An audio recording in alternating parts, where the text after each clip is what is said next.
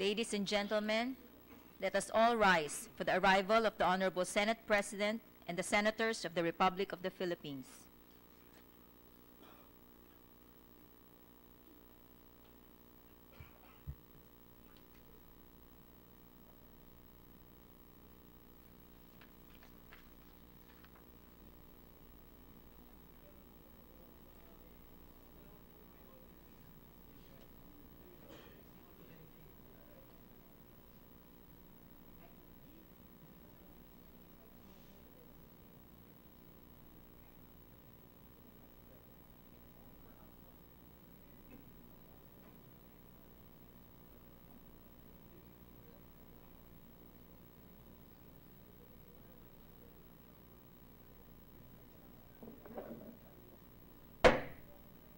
The 23rd session of the Senate in the 3rd regular session of the 17th Congress is hereby called to order.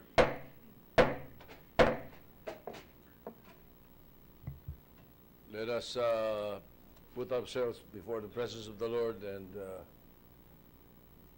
have a 1-minute silent prayer.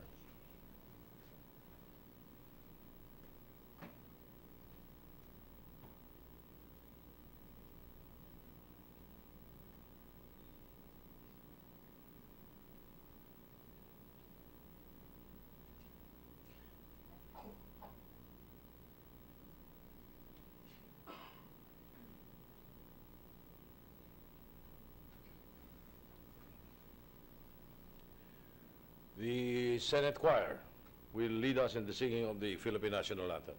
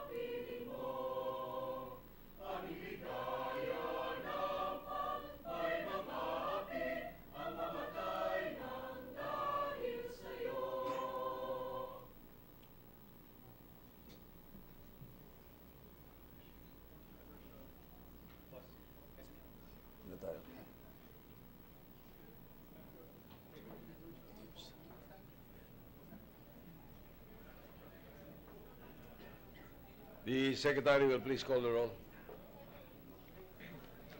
Roll call of members. The Honorable Senators Angara, Aquino, Binay, De Lima, Drilon, Ejercito, Escudero, Gatchalian, Gordon, Onasan, Ontiveros, Lacson, Legarda, Pacquiao, Pangilinan, Pimentel, Poe, Recto, Trillanes, Villanueva, Villar, Zubiri, Senate President Soto III. With 17 senators present, the chair declares the presence of a quorum. Mr. President. The Majority Leader. Thank you, Mr. President. Mr. President, we have several guests here with us today. We have members of the Ministry of Justice of Cambodia, His Excellency, Her Excellency Mrs. Pen Somethea, Mr. Yom Farot, Mr. Tang Sofa, Mr. Kim Tong Kung, Mrs. Sophine Visal, Mr. Cheng Sok Min, Mr. Tok Minrith, and Ms. Sok Sirishamran. I hope I got the names right. But they're guests of ours from the Justice Ministry of Cambodia, Your Honor, Mr. President. We also have with us guest. Yes. We also have with us guest of Senator Grace Poe, the Country Director of UNICEF, Ms. Lota Silwander, and Romeo Dugueto, PLCPD Executive Director. And we also have with us former Mayor Amelita Navarro of the city of Santiago in Isabela. And on the right side, finally, Mr. President, in all their, wearing their beautiful barongs, we have my kababayan Bisdak from Cebu City, These are the councilors and barangay chairman of Cebu City, headed by Barangay Chairwoman Nina Mabatid. And I know Cebu is close to your heart, Mr. President. Your Yes. grandfather is from there. They're all with us in the Senate today. We'd like to would like to welcome all our guests to the Senate. Thank you very much for visiting the Senate. Thank you, Mr. President. Mr. President, I move that we dispense with the reading of the journal of the 22nd session, Wednesday, September 19, 2018, and consider the same as approved. I so move, Mr. President. Any objection? There being none, motion is approved. Mr. President, I move that we proceed with the reference of business. The Secretary will proceed with the reference of business. Reference of business, bills on first reading. Senate number 2017, an act providing a socialized microfinancing program for micro-enterprises, thereby promoting entrepreneurship, introduced by Senator Aquilino Coco Pimentel III. Referred to the Committees on Trade and Finance. Senate number 2018, entitled, an act clarifying the rights of buyers entitled to receive fund under Republic Act number 6552, otherwise known as the Realty Installment Buyer Protection Act, by amending Section 3 thereof and for other purposes, introduced by Senator Maria Lourdes Nancy S. Binay. Referred to the Committee on Urban Planning and Housing. Senate number 2019, entitled, an act amending the procedure on consultas, amending for the purpose Section 117 of Presidential Decree 1529, introduced by Senator Maria Lourdes Nancy S. Binay. Referred to the Committee on Justice and Human Rights. Senate number 2020, entitled, an act amending Article 1773 of Republic Act number 386, otherwise known as the New Civil Code of the Philippines, by clarifying the legal effect of failure to comply with the formal requirements in a contract of partnership where an immovable property is contributed, introduced by Senator Maria Lourdes Nancy S. Binay. Referred to the Committee on Trade and the Constitutional Amendments Committee. Senate number 2021, entitled, an act strengthening the National Research Council of the Philippines of the Department of Science and Technology for the promotion of research work along scientific lines and appropriating funds therefore, introduced by Senator Legarda. Referred to the Committees on Science, Technology, Ways and Means, and Finance. Senate number 2022, entitled, an act creating the Philippine Commission on Children, defining its powers, functions, and responsibilities, and appropriating funds therefore and for other purposes, introduced by Senator Legarda. Referred to the Committees on Women, Civil Service, and Finance. Resolution, PS Resolution number 899, entitled, Resolution calling for the disbandment and deactivation of all LGU-sponsored paramilitary personnel under the Special CAFGU Active Auxiliary Company, SCAAC, within the area of Mindanao, effective beginning the start of filing of Certificate of Candidacy, COC, until after the lifting of election ban during the 2019 midterm elections and every elections thereafter, introduced by Senator Soto III, Zubiri, Onasan II, and Lacson. Referred to the Committees on National Defense and Local Government. Committee report number 475, prepared and submitted jointly by the Committees on Women, Children, Family Relations, and Gender Equality, National Defense and Security, and Finance on Senate number 2023, with Senator Soto III, Villanueva, Ejercito, Poe, Ontiveros, Binay, Onasan II, and Legarda as authors thereof, entitled, an act providing special protection of children in situations of armed conflict and providing penalties thereof, recommending its approval in substitution of Senate numbers 1474, 1543, 1697, and 1935, taking into consideration House number 7442, sponsor Senator Risa Ontiveros. To the calendar for ordinary business. We have additional reference of business, Secretary. Additional reference of business, messages from the House of Representatives, letters from the House of Representatives informing the Senate that on 19 September 2018, it concurred with the Senate amendments to the following House bills. House number 6311, entitled, an act increasing the bed capacity of the Nara Municipal Hospital in the Municipality of Nara, Province of Palawan, from 10 to 100 bed capacity, and naming it as the Governor Alfredo Mendoza Abueg Sr. Memorial Hospital and appropriating funds therefore, and House number 7044, entitled, an act declaring June 18 of every year a special non-working holiday in the city of Bacolod, Province of Negros Occidental, to be known as the Bacolod City Charter Day. In commemoration of the day, President Manuel L. Quezon signed and approved into effect Commonwealth Act number 326, creating the city of Bacolod. To the archives. Letter from the House of Representatives informing the Senate that on 19 September 2018, it ratified the Conference Committee report on the disagreeing provisions of House Number 5777 entitled An Act Strengthening the National and Local Health and Nutrition Programs for Pregnant and Lactating Women, Adolescent Girls of Reproductive Age, and Teenage Mothers, Infants, and Young Children in the first 1,000 days and appropriating funds therefore, and Senate Number 1537 entitled An Act Providing for the Scaling Up of Nutrition for the First 1,000 Days of Life through a Strengthened Integrated Strategy for Maternal, Neonatal, Child Health and Nutrition, appropriating funds therefore and for other purposes. To the archives. Bills on first reading, Senate Number 2025 entitled An Act Strengthening the Commission on Elections, amending for the purpose pertinent provisions of Batas Pambansa na bilang 881, otherwise known as the Omnibus Election Code as amended, providing funds therefore and for other purposes, introduced by Senator Laila M. De Lima. Referred to the Committees on Electoral Reforms and Finance.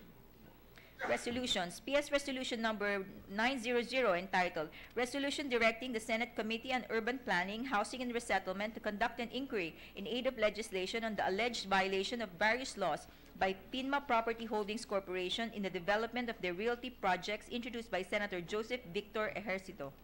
Referred to the Committee on Urban Planning, Housing and Resettlement. PS Resolution Number 901 entitled Resolution Directing the Committee on Public Order and Dangerous Drugs to conduct an inquiry in aid of legislation into the assassination of and attacks against local government officials with the end in view of conducting an assessment of the peace and order situation in the country and amending Republic Act Number 6975 as amended, introduced by Senator Paulo Benigno Bam Aquino IV. Referred to the Committee on Public Order and Dangerous Drugs. PS Resolution Number 902 entitled Resolution Directing the Appropriate Senate Committee to conduct an inquiry in aid of legislation in the alleged land grabbing in Boracay with the end in view of ensuring that rehabilitation efforts during the closure will not prejudice the pending claims of the indigenous peoples, introduced by Senator Laila M. De Lima. Referred to the Committees on Environment and Cultural Communities.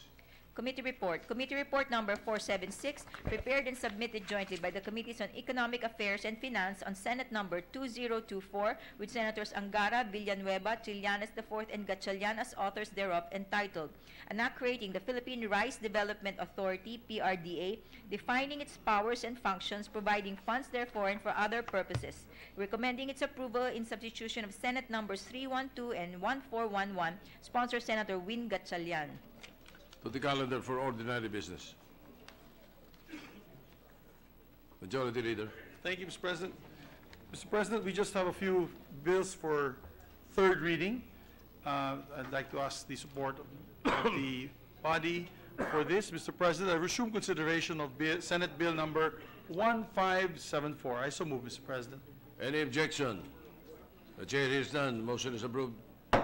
Before I move to approve or to vote on third reading, I would like to make an omnibus manifestation that all of these bills, all four bills listed on third reading for third reading approval, have been distributed to the members complying with the 3-day rule of the Constitution. They were submitted last week, Mr. President. We take note of the manifestation. Thank you, Mr. President. Therefore, I move to approve on third reading Senate Bill number 1574 and ask the Secretary to read the title and proceed with the roll call vote. The Secretary will read the title and conduct a roll call vote. Senate Bill number 1574, an act establishing the Philippine Energy Research and Policy Institute, defining its objectives, powers, and functions, providing funds therefore and for other purposes. Roll call vote. The Honorable Senators Angara, Aquino, Binay, De Lima, Drilon, Ejercito, Escudero, Gatchalian, Gordon, Onasan, Ontiveros, Lacson, Legarda, Pacquiao, Pangilinan, Pimentel, Poe, Recto, Trillanes, Villanueva, Villar, Zubiri, Senate President Soto III. With 18 affirmative votes, no negative votes, no abstentions, Senate Bill 1574 is approved on third reading. Mr. President, I move to resume consideration Senate Bill number 1976. I so move, Mr. President. Any objection? Chair hears none. Motion is approved. Mr. President, I move that we vote on third reading Senate Bill number 1976. The Secretary will read the title of the measure and conduct a roll call vote. Senate Bill number 1976, an act to further strengthen the Philippine Coconut Authority, PCA, amending Presidential Decree number 1468, otherwise known as the Revised Coconut Industry Code of 1978 as amended. Roll call vote, the Honorable Senators Angara, Aquino, Binay, De Lima, Drilon, Ejercito, Escudero, Gatchalian, Gordon, Onasan, Ontiveros, Lacson, Legarda, Pacquiao, Pangilinan, Pimentel, Poe, Recto, Trillanes, Villanueva, Villar, Zubiri, Senate President Soto III. With 18 affirmative votes, no negative votes, no abstention, Senate Bill 1976 is approved on third reading. Majority Leader.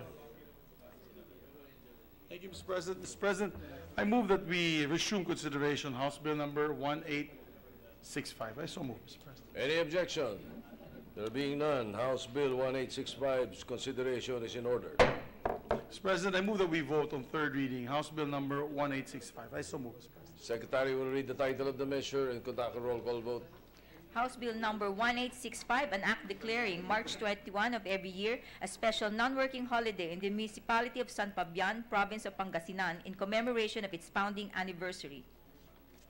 Roll call vote, the Honorable Senators Angara, Aquino, Binay, De Lima, Drilon, Ejercito, Escudero, Gatchalian, Gordon, Onasan, Ontiveros, Lacson, Legarda, Pacquiao, Pangilinan, Pimentel, Poe, Recto, Trillanes, Villanueva, Villar, Zubiri, Senate President Soto III.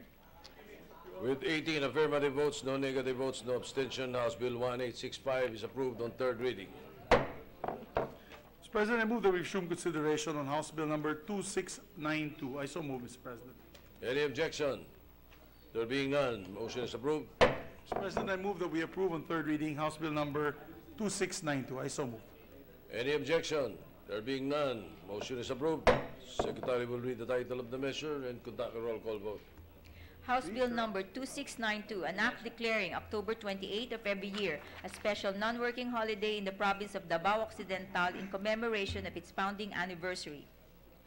Roll call vote, the Honorable Senators Angara, Aquino, Binay, De Lima, Drilon, Ejercito, Escudero, Gatchalian, Gordon, Onasan, Ontiveros, Lacson, Legarda, Pacquiao, Pangilinan, Pimentel, Poe, Recto, Trillanes, Villanueva, Villar, Zubiri, Senate President Soto III.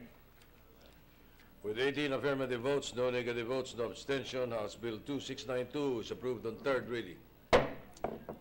Majority Thank you Leader. very much, Mr. President. Mr. President, we'd like to recognize Honorable Senator Risa Ontiveros to deliver a privileged speech. I so move, Mr. President. Senator Risa Ontiveros is recognized.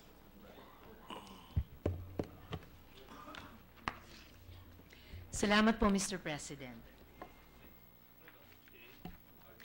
Mr. President, I rise on a point of personal and collective privilege.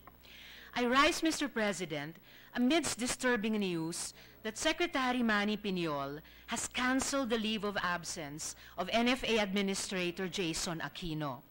In short, si Jason Aquino nanumani ng batikos dahil sa tuluyang pagsirit ng presyo ng bigas, umani ng batikos dahil sa pakikipagsabwatan sa mga rice hoarder at smuggler, at umani ng batikos dahil sa sunod-sunod na kapalpakan ay nasa pamunuan na naman ng NFA.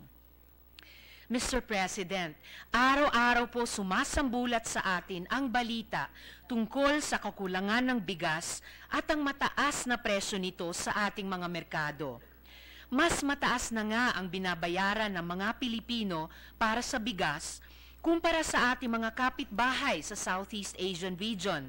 At patuloy pa din ang pagtaas ng presyo nito at ngayon ay doble na presyo ng bigas natin sa bigas sa mga bansang ASEAN.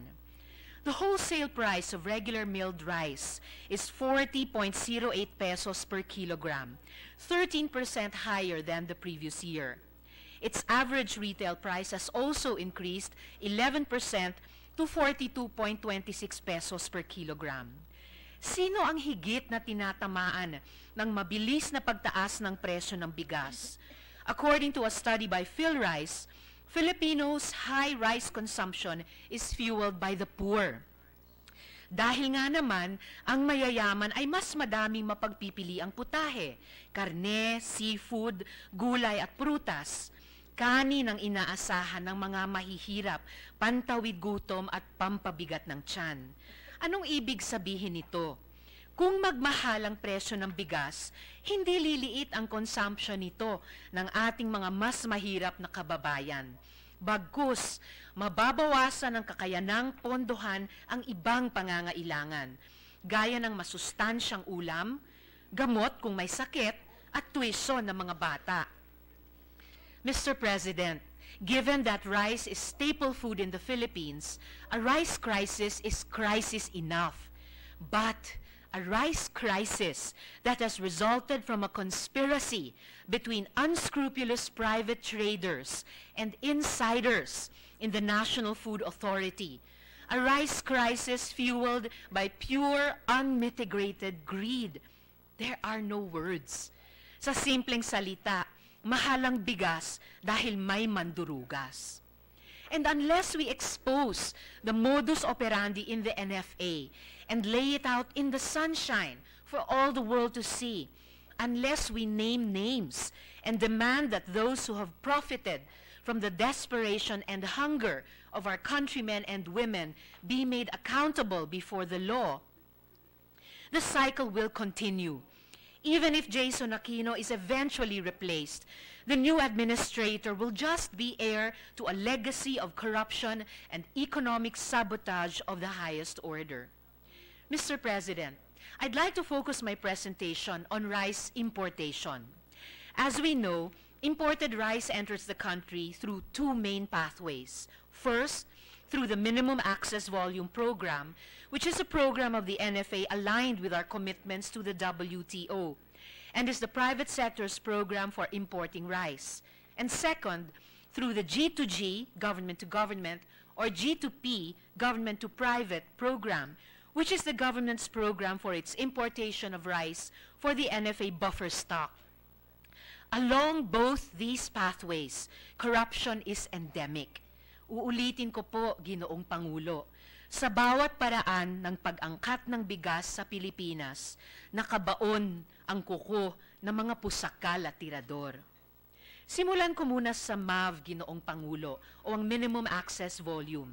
Ito ang paraan ng pag-angkat na napupunta sa private importers para sa private traders.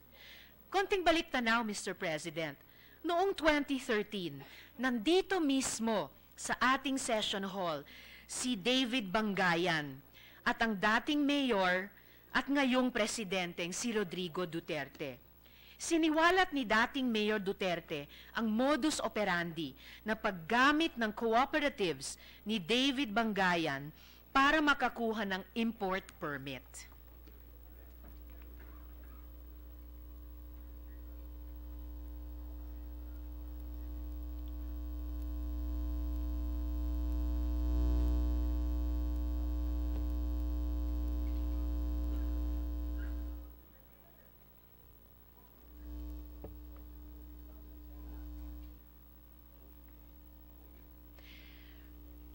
Mari bang ulitin yung video para marinig ng lahat ng mga kasama dito sa session hall?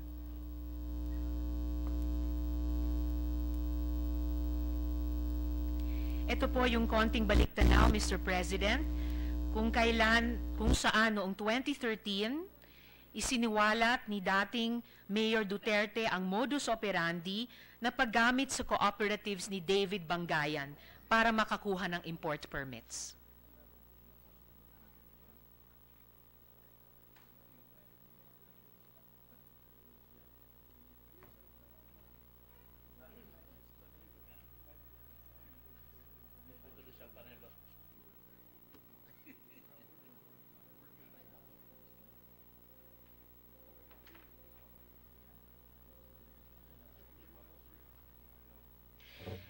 Mukhang ayaw umandar po yung video, Mr. President, pero sa video na ito ay isiniwalat nga ni dating Mayor Duterte yung modus operandi ni David Bangayan gamit ang mga kooperatiba para makakuha ng import permit.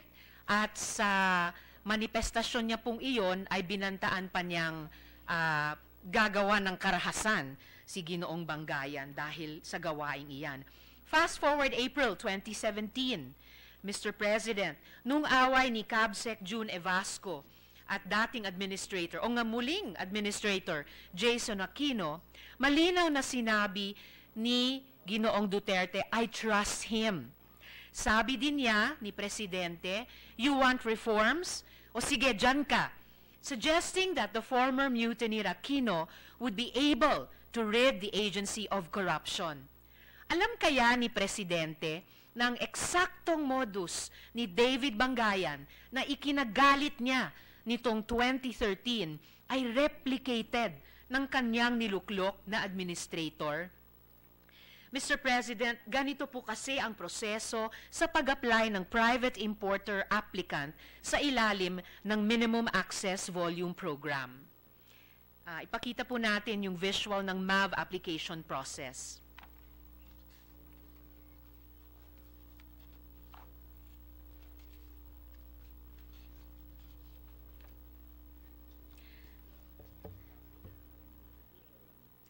Mukhang naipit sa video.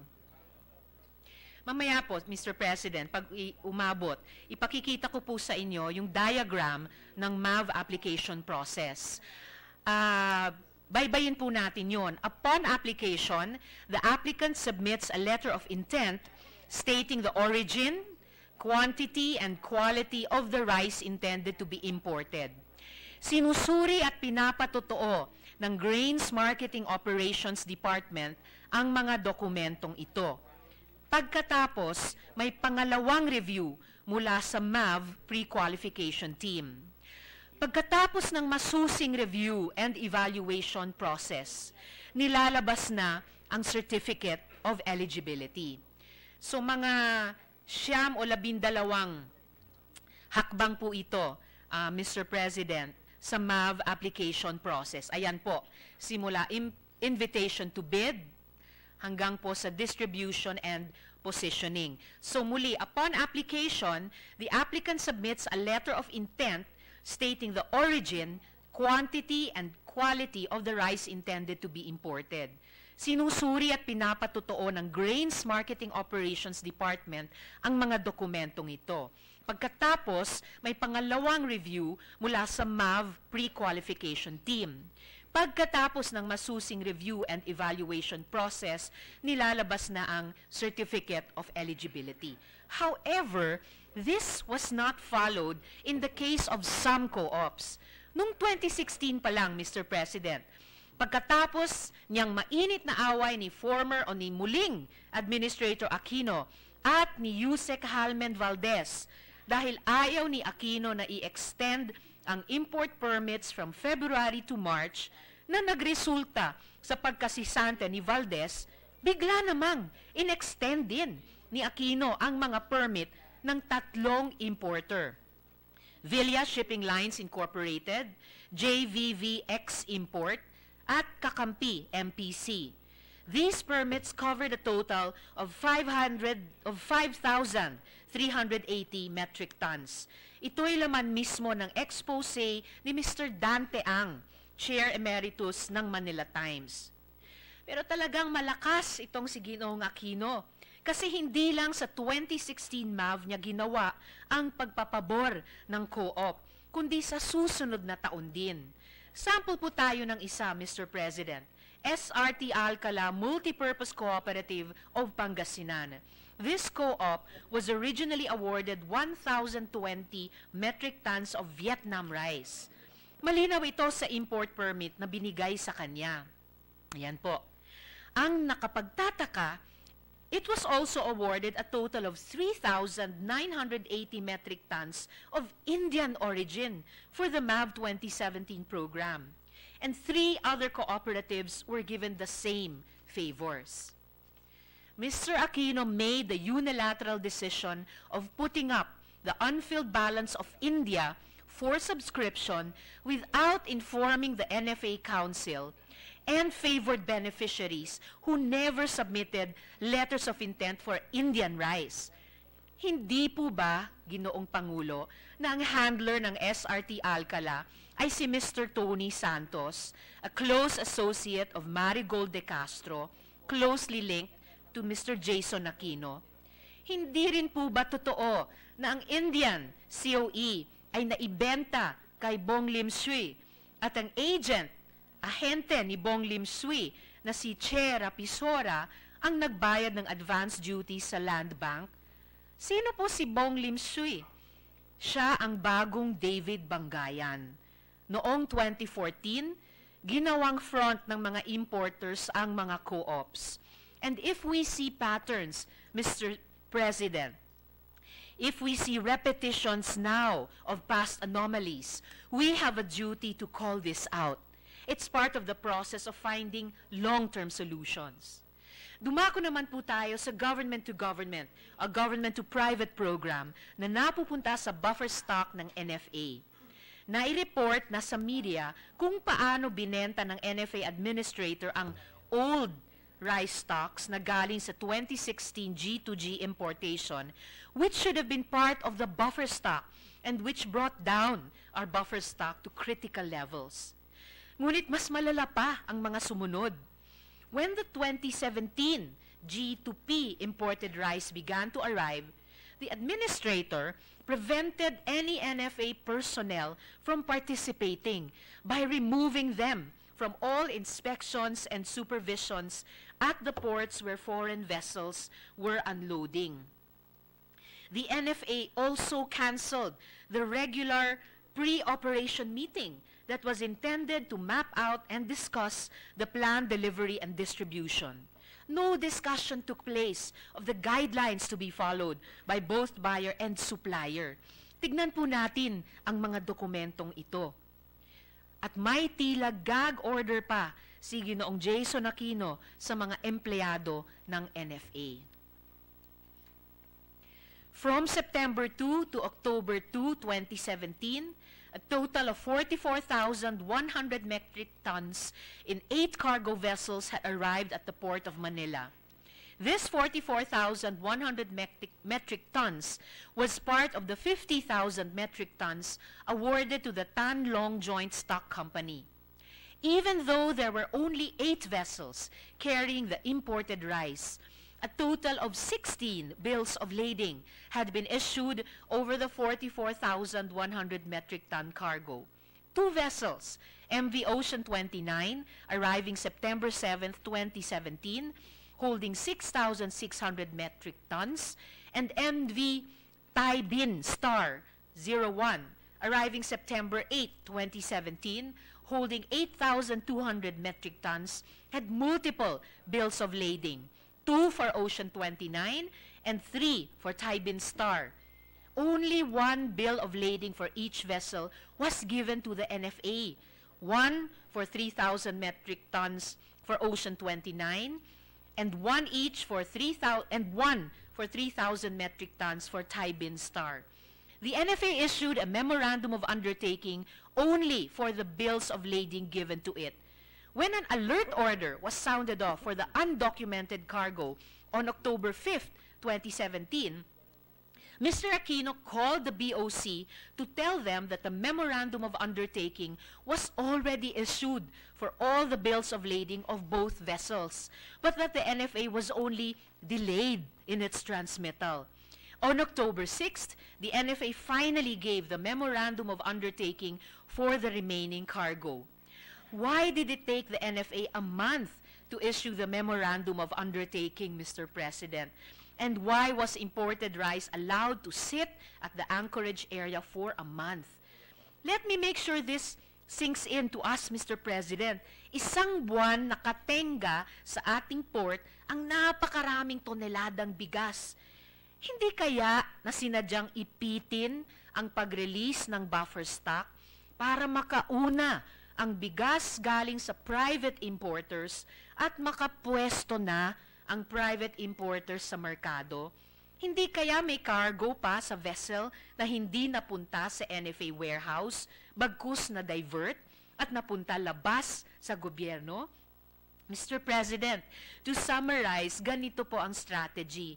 Sa MAV o sa private importers, ang strategiya ay ang paggamit ng cooperatives para ma-corner ang market at ma-consolidate ang import quotas. Tapos, dahil nakuha na ang market at naging makapangyarihan na ng husto, kaya na niyang impluwensyahan ang NFA na manipulahin ang buffer stock para makausad ang private imports. At labas pa ito sa corruption sa mga shippers, storage at logistics handler na bahagi ng proseso sa pagdadala ng bigas mula sa pinanggagalingang bansa papunta sa mga warehouse ng NFA. Nais ko pong tanungin, Mr. President, si Mr. Aquino, sino si Rudy Ferraren na President ng Golden Orient Ship Management and Agencies, Inc.? Hindi ba siya ang logistics handler simula pa ng panahon ni David Bangayan at nagpasok at nagpakilala kay Bong Limsui? Mr. President, paano kumikita ang administrator dito? Simple.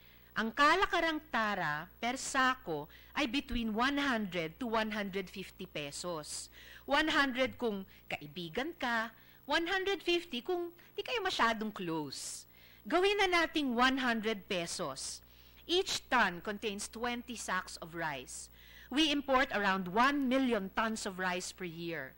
This is the difference between the national consumption of rice and the domestic production. This means we import 20 million sacks of rice. Let's multiply 20 million sacks by 100 pesos. 20 million sacks multiplied by 100 pesos is a windfall of 2 billion pesos. Ito pa lang ang entrance fee ng mga importer para mabigyan ng Certificate of Eligibility at Import Permit. Hindi pa kasama ang iba't ibang bayad para pa sa iba't ibang modus operandi. Hindi pa kasama ang service fee na bigla-bigla na lang pinataw noong administrasyon ni Ginoong Jason Aquino. In short, we are looking at a multi-billion peso enterprise. A multi-billion peso enterprise that has lined the pockets of a privileged few and caused hunger to untold numbers of Filipinos. Who are these privileged few? This chart might provide some answers. Binigay sa amin ito ng ilang insiders sa NFA at binangga naman po namin ang mga pangalan dito sa mga pangalan na nabanggit ni Senator Grace nung hearing natin nung February 27th sa Committee on Agriculture. Marlon Barillo, Marigold de Castro, Richie Carpio, Mercedes Yakapin, Rocky Valdez, Judy Carol Dansal. Ang susunod na tanong, Mr. President, paano ito naging sanhi ng pagsirit ng presyo ng bigas? There are at least two ways. First, by gaming the price of rice through the manipulation of the buffer stock. Pinasadsad ang laman ng buffer stock para sumirit pataas ang presyo ng bigas galing sa private traders sa merkado. Pinatenga ang pasok ng G2G na bigas sa mga pier para makaposisyon muna ang mga private traders at makabenta ng mahal. Secondly, but connected to the first, by consolidating the hold of rice cartels over stocks of imported rice through the use of front, cooperatives, and farmers associations, among other strategies. How much was paid to Mr. Jason Aquino by private importers for allowing this modus operandi? We can only surmise. What criminal offense can be charged against him? Here, Mr. President, there is no surmising. Economic sabotage under Republic Act number 10845. Mr. President, si Jason Aquino ay kailangang ihabla at papanagutin sa ilalim ng batas. At kailangang mahabla ang mga kasangkot niya na nasa loob ng NFA at ang mga pribadong traders at importers na nasa labas ng NFA. Hindi dapat sanang ibinalik sa NFA si Jason Aquino, kung saan magkakaroon na naman siya ng pagkakataon at kapangyarihan na impluwensyahan at makinabang sa pag-angkat ng bigas. We can talk and we must talk about rice tariffication and other important policy measures, but without addressing rice tariffication, our policies would remain inutil. At sino ang magbabayad dito sa rice tariffication? Walang iba kundi ang sambayanang Pilipino. Salamat po, Mr. President.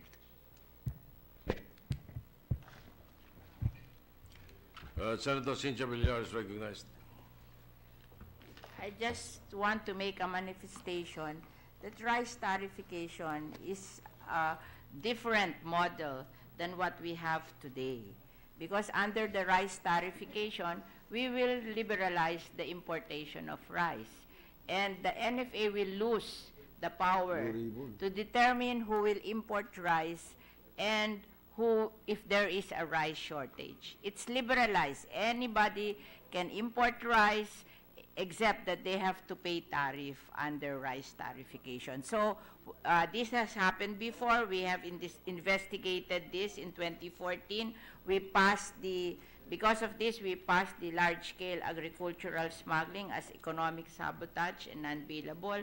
In fact, during 2011, we passed the Philippine Competition Commission to break the rice cartel or any agricultural cartel in the Philippines. Rice tariffication is different from this. This is a different model altogether from rice tariffication. So, hindi po ako naniniwala na after rice tariffication, inutil din ang ating gobyerno para ma-stop itong example of rice smuggling and rice cartel. Marami pong salamat. Salamat po, Mr. Senator, President. I wish Chair. to support the manifestation of my good colleague, and I hope that through my privileged speech, the way will be made clear, in fact, for the rice tariffication measure to have its full positive impact on our economy. And I believe that that will necessitate, once and for all, resolving the issues that I have raised in my speech. Thank you, Mr. President, and thank you, Senator Sherwin good, Gatchalian is colleague. recognized. Thank you, Mr. President. Mr. President, just for the information of the body, last, I think Thursday, the Committee on Trade, headed by Senator Pimentel, had a hearing on price hoarding and as well as profiteering focused on rice. And doon po sa hearing na yun, imbitahan ho namin ilan sa mga opisyalis po ng NFA. At napansin ko lang ho kanina, I saw in the presentation, the word diversion or the diverting of rice. In which, in that hearing, it came out that rice diversion is very rampant in NFA. In fact, it's been happening for the last few decades, according to one of the resource persons.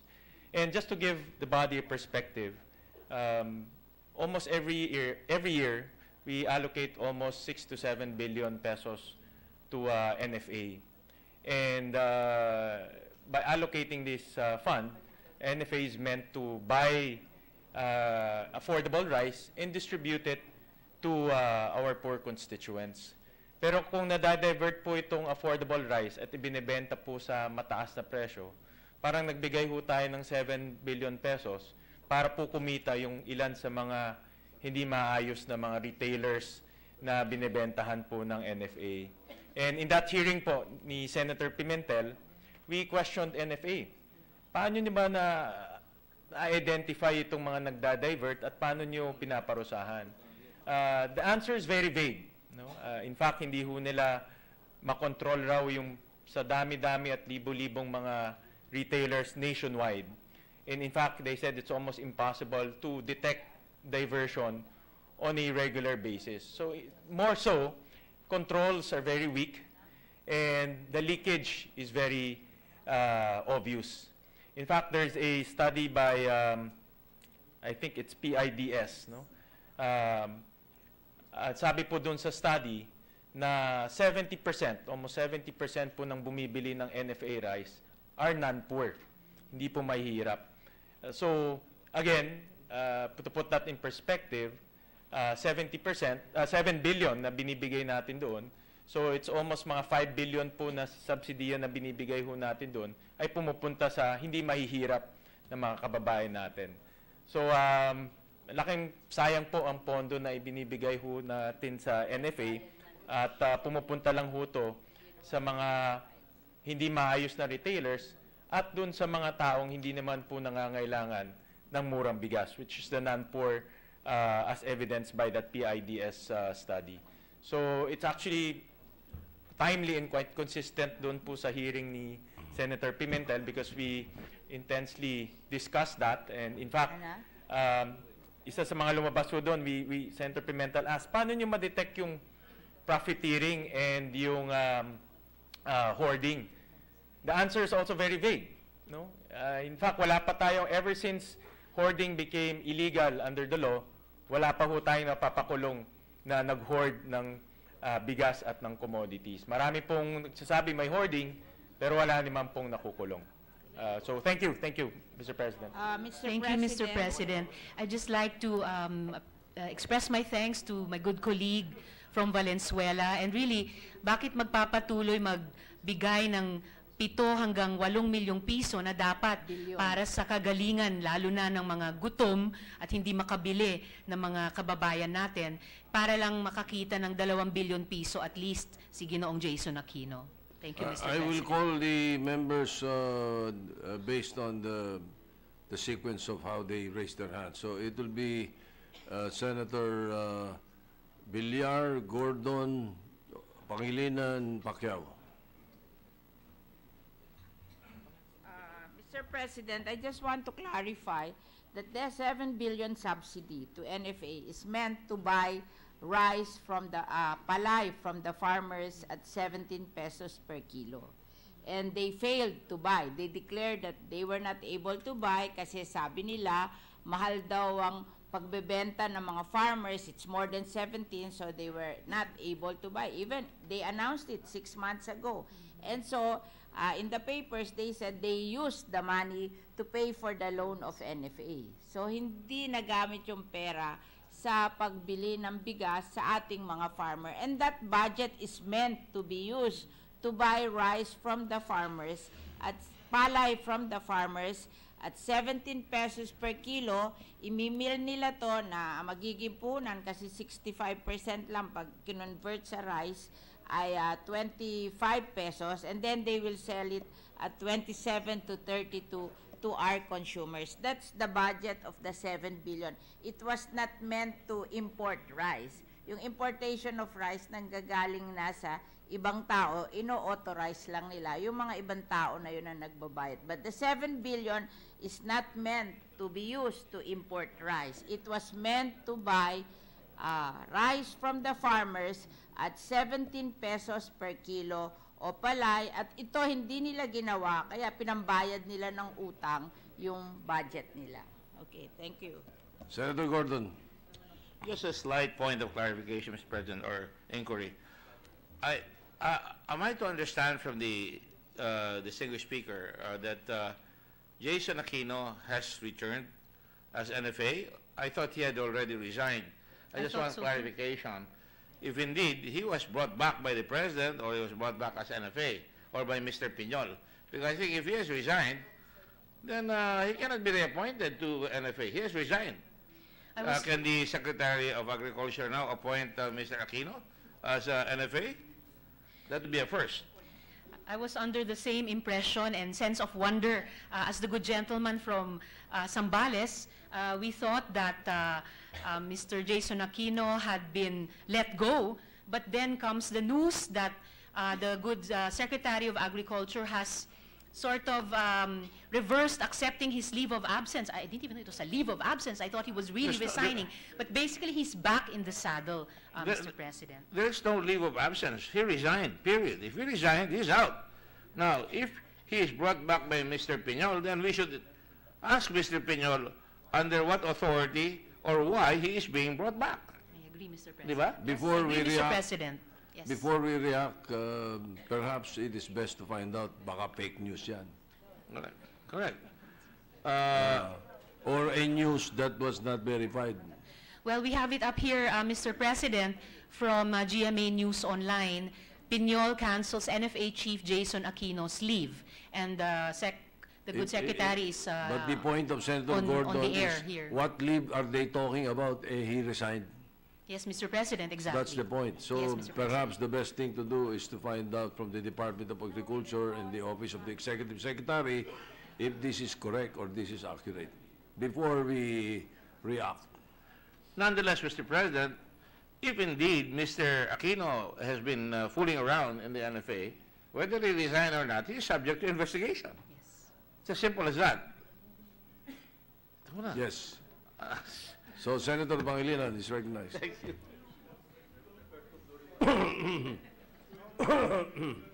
Yeah, he's done. The question is, I think, very relevant. Yes. Well, before I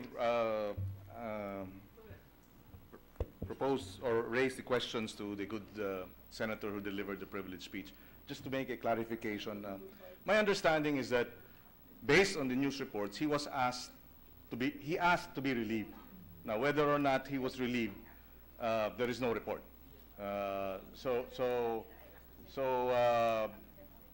We can only speculate here. Perhaps his request to be relieved was not acted upon.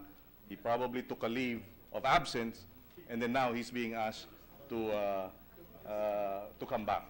Whatever the case may be, Mr. President, if indeed he is being asked to come back, then this is reflective also of the priorities of Secretary Piñol, considering that we have asked for his resignation.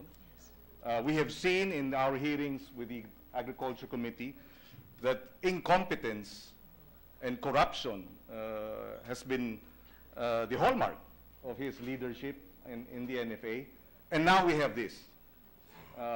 Maybe Secretary Piñol should resign as well if he is going to insist on bringing back Jason Aquino. For the record, Mr. President. But having said that, earlier, the good senator mentioned the figure of 2 billion. And this 2 billion is the amounts that may be, how do you call it? The amounts that are raised Yes. in order to, well, It's their tara. yeah, it's the TARA. But this 2 billion refers to importation. Yes. This does not include diversion. It doesn't include diversion yet, but just that base amount yes. raised, tara, of 2 billion pesos, not to speak yet, this is just the entrance fee. We don't include here yet different payments for different modus operandi and a service fee that was only started to be imposed during the term of Mr. Jason Aquino. Yes, the good senator mentioned the issue of NFA Administrator Jason Aquino withdrawing NFA inspectors Yes. in the ports. And we raised this actually during the hearing of the Committee on Agriculture. We said, if your import license provides for 5,000 metric tons of rice to be imported, and you are not in the port as NFA inspector, how can you determine that in fact 5,000 metric tons was actually brought in? What if it was 10,000 metric tons? If you are not in the port, how can you determine that your import permit of 5,000 metric tons was actually complied with? And he could not answer. I'm not surprised, Mr. President. He couldn't answer because, and we had the documents to show it earlier, he really pulled them out and then he issued some kind of a gag order in that additional documents showing that they are not to communicate with other parties about this importation, and any communication that they will release verbally or in writing must pass through his office and be approved by the administrator. You also mentioned earlier, Madam Chair, Mr. President, she also mentioned earlier the matter of the extension of the import permits under the map. Yes, Mr. That is correct. Mhm. Yes, Mr. President. And that after this USEC was fired, precisely because, well, she was pushing for the extension of the period within which import licenses could be issued to importers. That is correct. Yes, Mr. President. However, when after the firing of Yusek Valdez, Jason Aquino went on to extend the period within which importers could be issued an import permit. Is that not right? Yes, Mr. President, and Which is to after that surprising turnaround, he then proceeded to issue those permits to favored Which is to say cooperatives. that the refusal to extend the permits for earlier applicants was in fact, well, based on the information as well as the documents, because he wanted other importers to be able to import. Yes, Mr. President. Is that not right? I correct myself, not favored cooperatives, but in this case, other favored importers. Because by that time, all the applications were already in. During my time as chairman of the NFA Council, we gave a 30-day period within which all importers who would like to import would submit their documents, would identify the amounts that they would like to import with a limit of 20,000 metric tons, and all these importers, after the end of 30 days, depending on their application in terms of amounts, would be given the amounts pro rata. In other words, we would not choose one over the other. It would be distributed pro rata. And the the fact, very- therefore, is that there were applications already submitted. They already had gone through the series of clearances and the checking of the documentation and the approval of the documents. But because of the delay, they needed to have an extension to complete other documents. But then instead of giving the extension, Jason Aquino refused. Eventually, Valdez was fired. And after that firing, the extension was given. And then other importers were given preferential treatment. At saka, Mr. President, yung isang importanteng detalye na nasa application at nasa award ng permit to import ay kung saang bansa galing yung aangkating bigas. So, hindi pwedeng originally yung license o yung permit ay para sa Vietnam rice, biglang unilaterally pinalitan ni Mr. Jason Aquino sa India rice na hindi bumalik sa council at hindi pinadaan sa tamang proseso. Also, during the hearings, Mr. President, of the Committee on Agriculture on this matter, on the matter of diversion, a 40-year veteran in the retail industry, mayor of Consolacion, Cebu. she said, for the first time in 40 years, and this is in open hearing, they were not able to get NFA rice as retailers from the NFA. Instead, the NFA rice with NFA bags, sacks, they were negotiating with traders. Yes. And it was the traders who were selling, instead of the NFA, it was the traders who were selling the NFA rice na hindi nga daw niribag, quote-unquote, to the retailers such as the mayor of Consolacion. I remember that, Mr. President, si Mayor Nene Aligado, Yes, yung Mayor nag-resource Nene person Aligado noon. said for the Sinabi first time niya in the yun. history Opo. of her being a retailer of NFA rice, there was no rice available for the retailers. And instead, they were getting it from traders. Isang konkretong anecdote na yung bigas na dapat para sa buffer stock natin, pinaghalo ng kung sinong kumikilos dyan, kasama sina Mr. Jason Aquino, para pumasok sa market. And the records will bear us out. When we asked Jason Aquino to respond to the allegations, his first remark or his first comment was that anyone can make such allegations. Well, but not anyone can show documents, Mr. Here President. you have the NFA retailer saying for the first time in 40 years, she had no NFA rice available and that she had to get the NFA rice from the traders, not from the NFA. And then the response of the NFA administrator is anyone can make allegations. Can I make a manifestation? Yes, ma'am. A short manifestation. With I the have talked to permission the of President, yes, Senator to Villar. President Duterte. Jason Aquino is not coming back to NFA. Today, this now. Well, That's very good, Mr. May we President. know from Senator Villar what time she found out that? Yes, because I just received a text from Executive Secretary, and she said there is no such thing as restoration. So the GMA News Online should check their news first.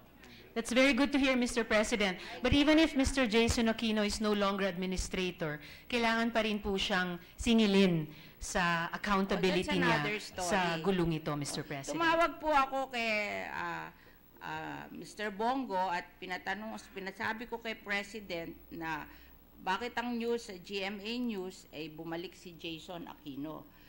Sabi niya, kausapin mo si President kasi hindi totoo yan. So, kinausap ko po si Presidente. Sabi ko po, nagkakagulo dito sa Senado, bakit po ibinalik si Jason Aquino? Sabi niya, hindi totoo yun. He's not coming back to NFA. Sabi niya gano'n. Tell them he's not coming back to NFA. He doesn't want to be sa NFA. So based on your manifestation, Senator Villar, fake news. Fake news. All right. Mr. President, at the same time, marami po akong ni-reiterate na mga issue na ni-raise na natin dito sa Senado, panahon nung Committee on Agriculture hearing, panahon na unang isiniwalat ni Senator Grace yung ilan sa mga pangalan na nandoon sa diagram na ipinakita ko at yung mga dokumento mula sa ilang mga importers at mula sa ilang mga tao sa loob ng NFA na naghuhumingi ng accountability at higit na accountability kay Ginoong Jason Aquino kaysa sa simpleng magfe-fade away sa eksenang ito pagkatapos kumita ng at least 2 bilyong piso taon-taon, samantalang hirap yung ating mga kababayan makabili ng dekalidad at abot kayang bigas sa pamamagitan ng NFA. So I believe, Mr. President, I appreciate the interest and the enrichment being given by our colleagues on the floor. So Mr. what about President. the accountability of those spreading news that are not true? What about that? The cybercrime law. There is the cybercrime law. Mr. President. Nakarating sa privilege speech sa Senado, yun pala, hindi totoo. Mr. President, I appreciate the advice of the good Senate President, and at the same time, even beyond the video, the live, the taped video of the Secretary of Agriculture saying what has only now been reversed again by the President, that he was reinstating Jason Aquino at the NFA. If he is no longer, if they have changed their minds about reinstating Mr. Jason Aquino, ay salamat naman po. Pero yung mga ginawa niya at yung mga pagkukulang niya bilang NFA administrator ay kailangan pa rin singilin ng accountability. Otherwise, magpapatuloy ang impunity dyan sa NFA at hindi po talaga maiwawasto ang ginawa ni na Mr. Jason Aquino dyan, Mr. President. Mr. President, just Yes, Senator Pangilinan. Yes, just to continue my questions. The amount mentioned was 2 billion. For the record, I was going through the questions precisely because diversion is another area wherein billions of pesos are actually being diverted and pocketed.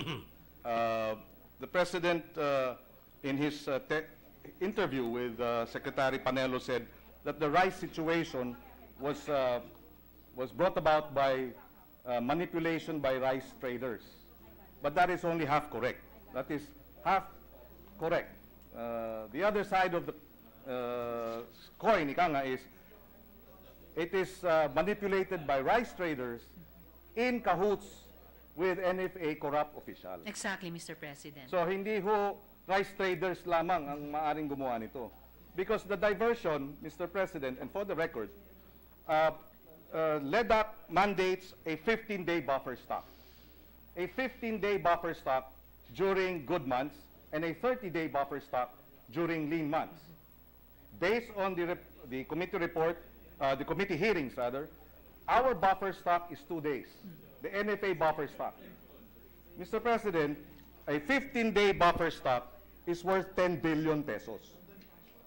And so the 2 billion that is raised from the tariffication is minuscule compared to the 10 billion pesos worth of 15-day buffer stock that is missing. Where did it go? That is the question, Mr. President. Isa sa mga dapat sagutin In fact, ni Mr. Jason in fact, Aquino. again, Mr. President, CABSEC Evasco wrote a letter to the President saying that there is a diversion being undertaken of NFA rice in Region 8. After which, Mr. President, and the NFA Council was investigating the said diversion.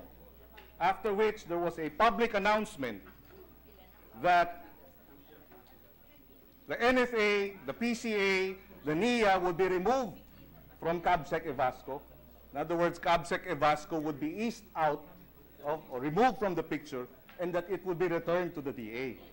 So yung nag-iimbestiga nung diversion ng bilyong-bilyong halaga, sa halip na siya ang pakinggan, siya yung tinanggal.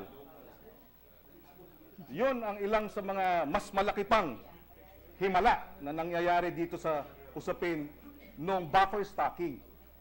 Kaya dapat talaga, kung tama yung impormasyon na hindi na ho siya ibabalik, edi mabuti dahil marami siyang pananagutan at kinakailangan niyang magpaliwanag.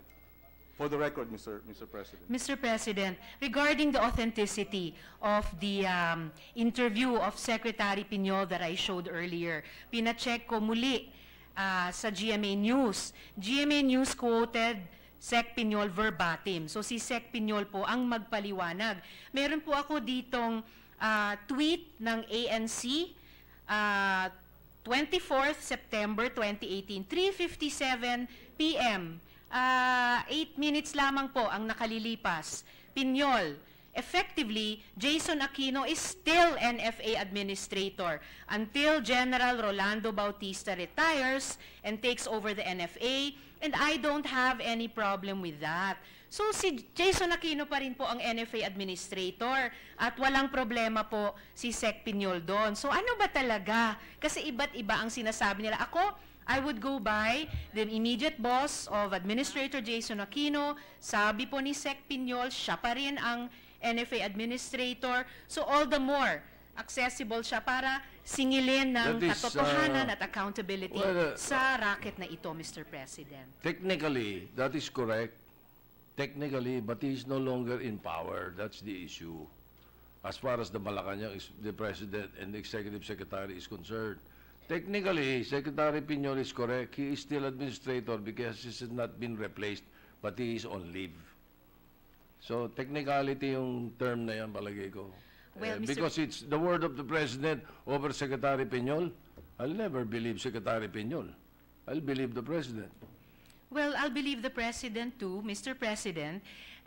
But whether Jason Aquino is still the NFA administrator, as the good secretary says, or he is no longer, as the President said, the fact remains na ito po yung mga naging pagsisiwalat nung ilang mga importers at ilang mga insiders mismo sa NFA, backed up by their documents. Correct. Kung kaya't minabuti ko pong i-privilege speech para po sa pagdinig at pagbuo ng findings at rekomendasyon ng ating Senado. Dahil sinusulong na nga po natin yung rice tariffication, sinusulong natin ang iba't ibang economic reforms, kailangan po talagang masingil ang accountability nung sinong kumita ng ganitong 2 bilyong piso sa tara pa lang sa bigas, samantalang hirap na hirap at gutom ng ating mga kababayan. Perhaps that is indeed the issue and not that certain Aquino.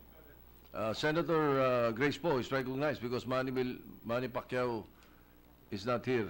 He was supposed to be the next to be recognized. Mr. President, paulit-ulit nga talaga itong problema sa NFA. Ano? At maraming mga pangalan na matagal na nating nababanggit. Yun nga, yung isa, Davidson ba nga yan, di ba? Tapos ang dami na, yung nag-smuggle rin ng garlic, di ba? Nung, siguro mga 3 years ago. Siguro dapat talaga may pakulong na kasi kung hindi talaga napapakulong at hanggang ngayon ni isa wala pang nakukulong dyan, hindi matatakot ang mga yan. So siguro dati mismo ang ating Pangulo ang tumestigo rito nung siya ay naimbita ng committee ni Senator Villar sa agriculture at sinabi nga niya papahuli na nga niya ito. Sa tingin ko, kung ang drugs ay problema, ito hindi lamang iilang pamilyang apektado, lahat. Kasi syempre lahat naman kumakain ng kanin dito. So, well, lahat, unless nagda-diet ka. Pero 60% ng kinikita ng bawat pamilya na pupunta sa pambili ng pagkain at siguro mga 30% doon ay bigas. So yun lamang po. Thank you, Mr. President. Salamat po, Mr. President, at sa aking kabarong senador. The Majority Leader, Senator Pacquiao, is not here. Yes, thank you, Mr. President. I believe he's in the lounge. But if he will no longer interpolate, Mr. President, I move that we refer the speech of Senator Risa Ontiveros to the Committee on Accountability in Public Service and Investigations as the primary committee, and to the Committee on Agriculture and Food as the secondary committee, Mr. President, so that they can call for hearings and investigate this matter further. I so move, Mr. President. Duly seconded by the Majority Floor Leader. Senator Gordon is recognized. No, Mr. President, I will follow the Senate, but I just would like to reserve my right to make a preliminary study before I do. That's why I ask those questions, which are pertinent. We're going to investigate Aquino. Aquino is gone. And the charter of the Blue Ribbon is to check those who are still in government for malfeasance, nonfeasance, and misfeasance. If it's a criminal case, it should be filed, as I heard our good Senator Poe say, ipakulong na lang yan. Ang Blue Ribbon po, hindi po kaya magpakulong. Now, if we're talking about investigating the diversion of rice, Mr. President, then we would have to find out who in NFA diverted the rice, and whether the cooperatives were used as a diversion, vehicle. In which case, the Committee on Cooperatives should examine whether, in fact, the cooperatives were used in a manner that it was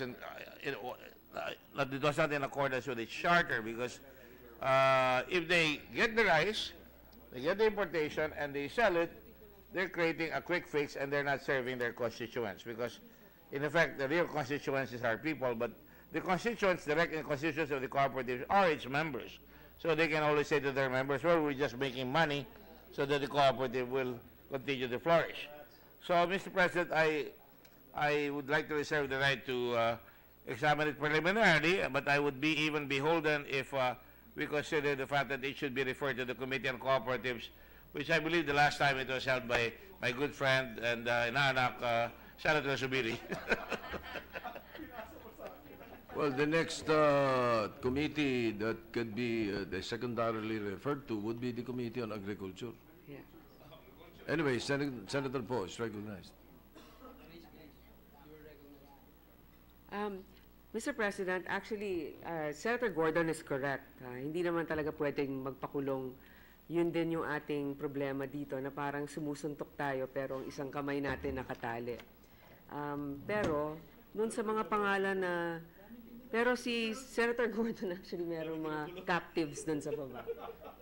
Kaya lang may hangganan yon, hindi yun talaga paghahatol pa. No? Pero sabi ng Majority Leader natin, i-point out may 2 nakakulong Senator Gordon sa baba. Pero yung sinasabi ko lang, 3 na ba? Ang sinasabi ko lang, siguro sa mga pangalan na lumalabas, dapat ay may mga rekomendasyon naman tayo sa korte. Sana naman seryosohin din ng mga law enforcement na itugis at hanapin itong mga ito dahil naglalakad-lakad pa sila. Maraming nakakakita sa kanila. May kaso sila pero hindi sila nahahatulan. Yun lamang po. Senator Gordon. Mr. President, I just want to be transparent here. Just as a point of information. I've lately turned into going outside the perimeter of the Congress, Mr. President, out of trying to making sure that the integrity of the country as a whole and the government as a whole is maintained. So, for an example, I was investigating this morning the matter of the road right-of-way, Mr. President. And, our witness there is totally scared. And I told him, I was assuring him, because we were going to go to the Big Five. There's a Big Five who are doing the falsification of land titles. This is the very bedrock upon which the international reputation of the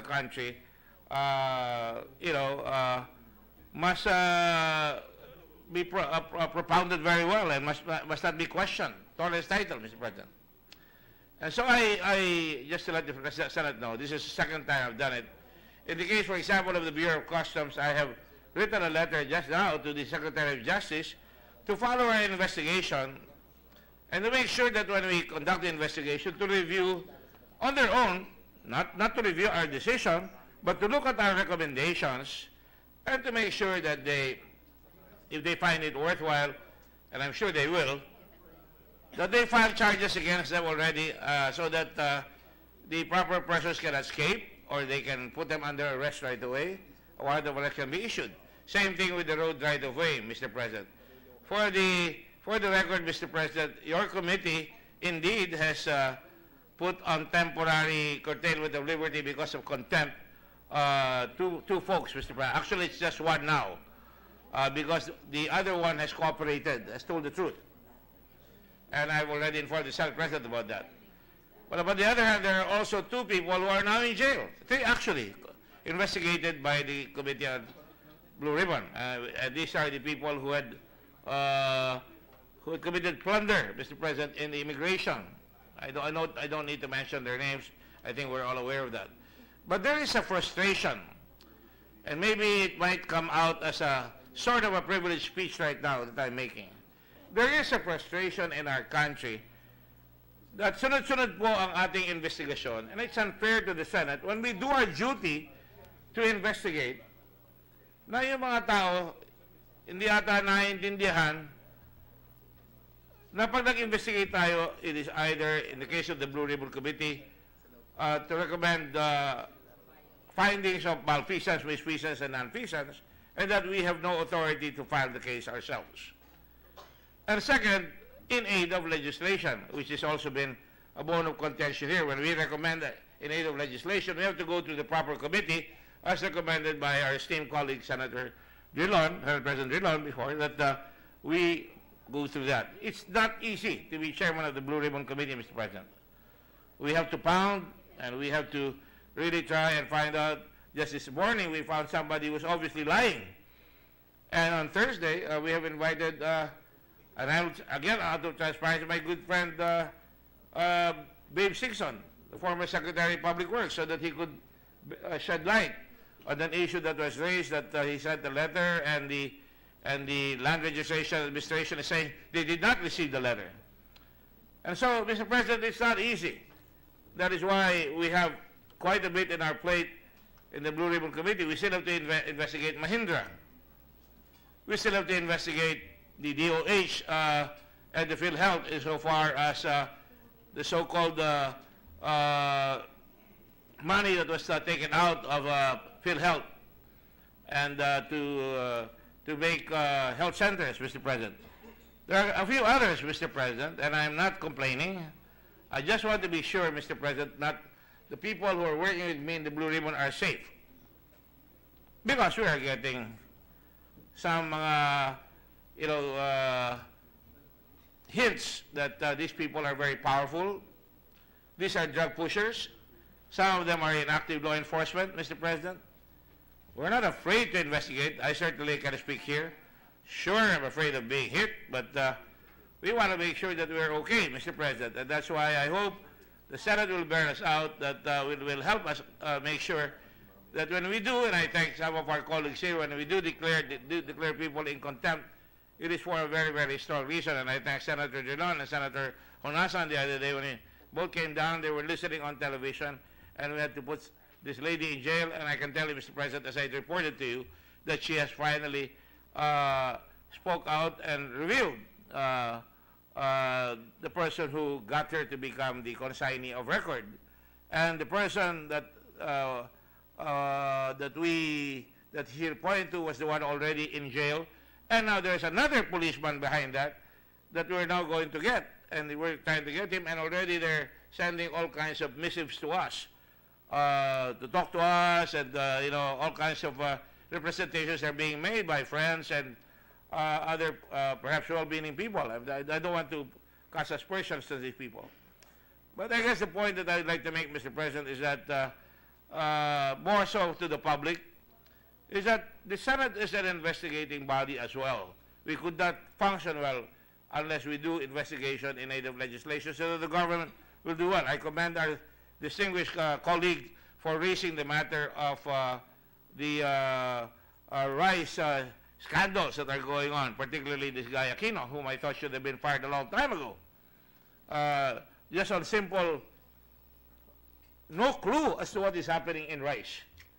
And to my mind, it is important because indeed we should investigate. But we have to find out for sure that when we investigate, something indeed will happen. And that is why, out of transparency, I just want to inform the Senate so that I would not be accused later on of other things that we are letting the executive get into our investigations here. But there is no choice. We are a government. There are three branches of government. And I heard Senator Poe earlier said she wished that the courts would listen to our investigations and move faster.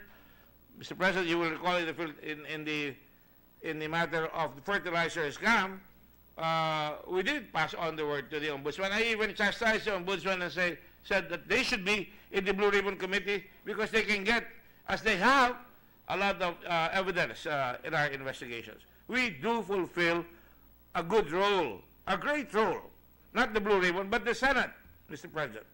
In all our investigations, I'm not going to cast aspersion upon any member of the Senate that the pursuit of truth and the pursuit of service is something that all of us try to do. And perhaps, I guess the message that I'm trying to make is the investigations are not worthless. The privilege speeches are needed. They're part and parcel of a democracy. Exposés have to be made. But at the same time, we have to make sure that we are also responsible for the information we get, and to quote the Senate President, fake news. On that matter, Mr. President, again, it's more and more sounding like a privilege speech, which it already is. Mr. President, I would like to say, for example, on the matter of the debates. I thought there was a debate on the flag that was, I felt good about it. I don't know about the others. Certainly, Senate President Drilon also said that he felt good about it because at least we're discussing more substantial issues other than just, trying to get a purchase on government money by some of our colleagues in other places. Well, upon the other, I thought it was rather unfair that some of the media jumped and some of our so-called historical people, and I'm taking a risk here of being criticized, jump at our Senate President. The Senate President can defend himself when he said, maybe we should amend. There's no formal bill. We should amend, just for food for thought, the last part of the national anthem which says, ang mamatay ng dahil sa'yo. I happen to agree with that. I've said that before. But there is no bill, Mr. President. And it is not right for discussion in the Senate because there is no bill. And I think the proper thing to have done would be listen and find out what the actual suggestion was so we can properly discuss it. I'm quite happy with the controversy it raised because, rightly or wrongly, there may be people who are quick on the draw and say, oh, we should not discuss it because it's the national anthem. Mr. President, there are laws. And the law says in the national anthem, it will have to go through a plebiscite, Mr. President. But in the flag, it doesn't have to go to a plebiscite. But I think it is rather unfair to the Senate. And I'm rising to protect and to get understanding from the public on what a Senate does. A Senate, like I say, is the people's forum by its nationally elected representatives.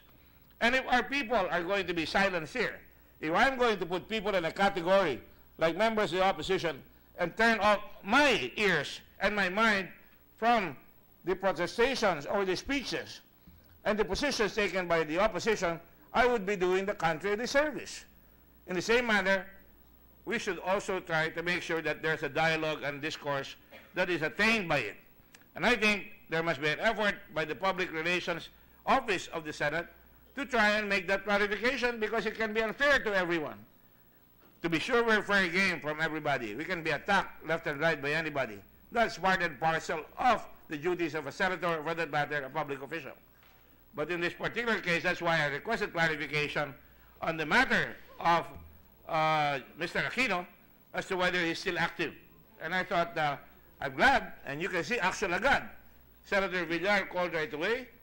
And of course, you don't know it, but Senator Pimentel came out and showed me a text from Piñol, Secretary Piñol himself, and said exactly what was said a while ago. And indeed, unless we can really fathom the whole issues, I think it would be better discourse for the country if we tarry a little and listen to each other a little bit more and try not to cast aspersions or put people in a category here, because I think it would be healthier for the Senate.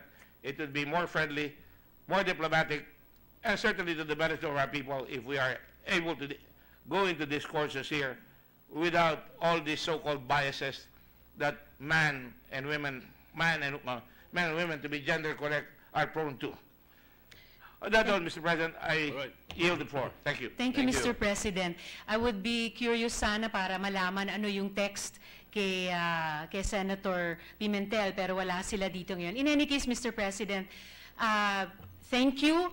I look forward na dinigin ng ating mga Senate committees with great enthusiasm itong issue ito ng rice tariffication para mapigilan na yung pandurugas, para mawakasan na rin yung gutom ng maraming kababayan natin.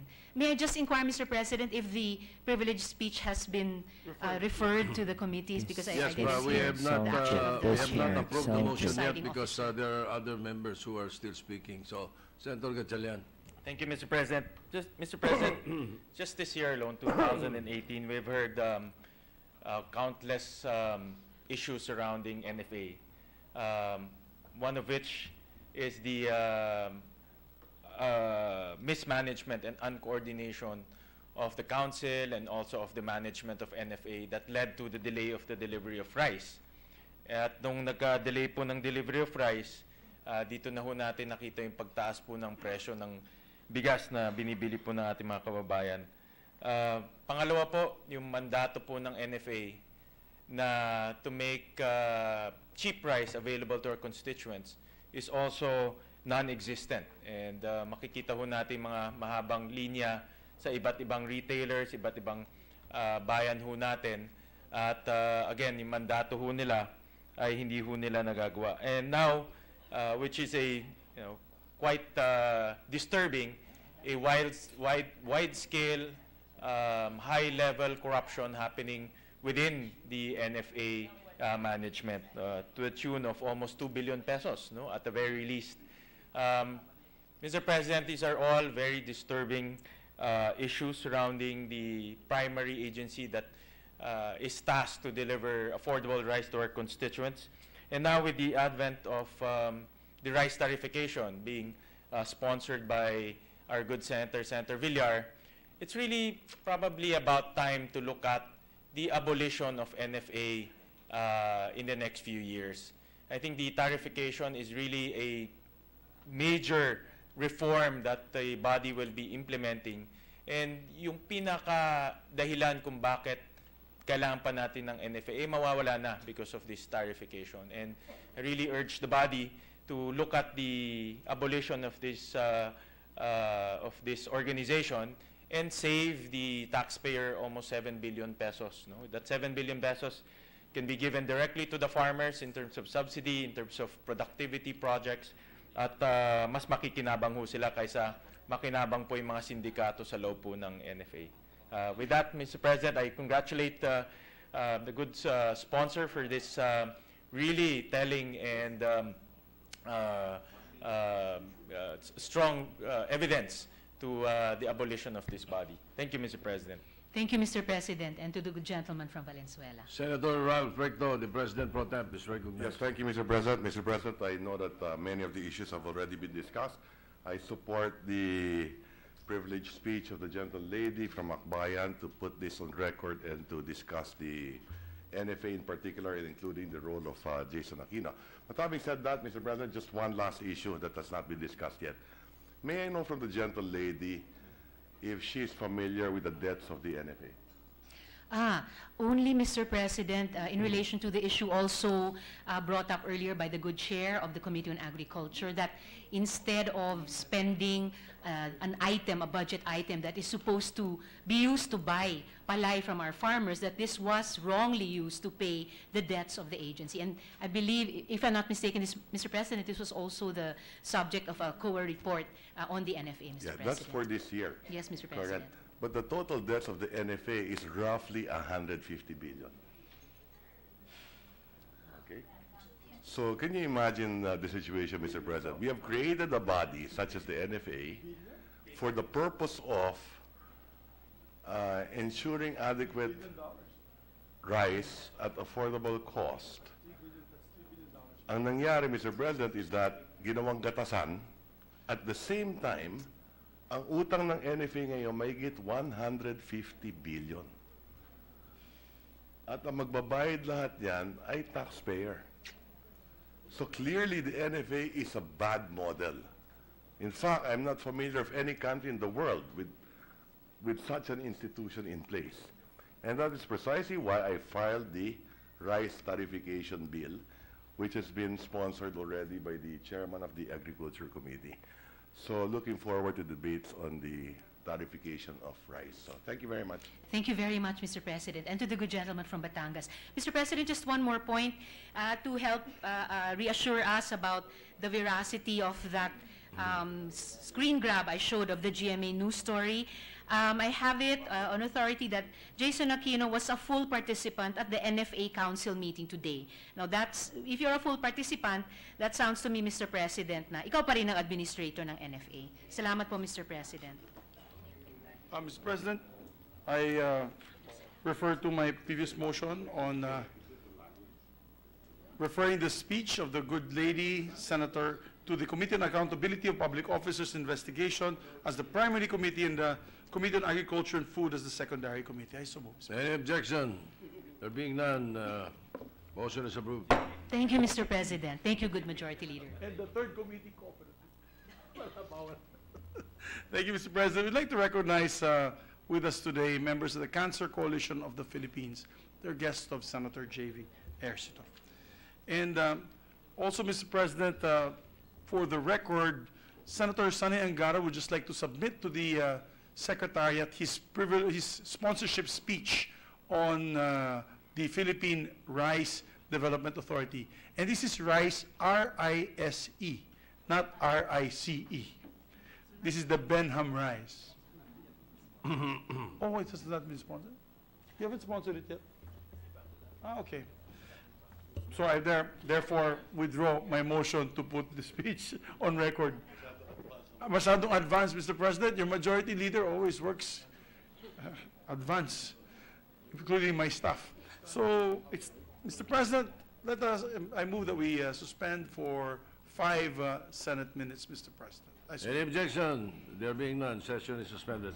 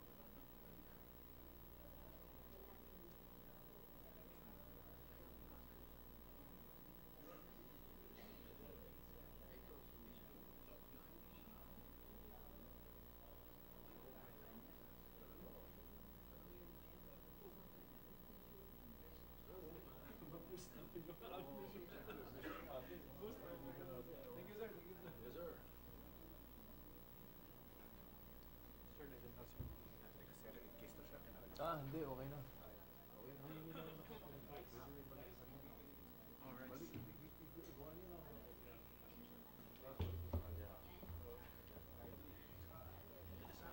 Alu, kumusta na? Ta.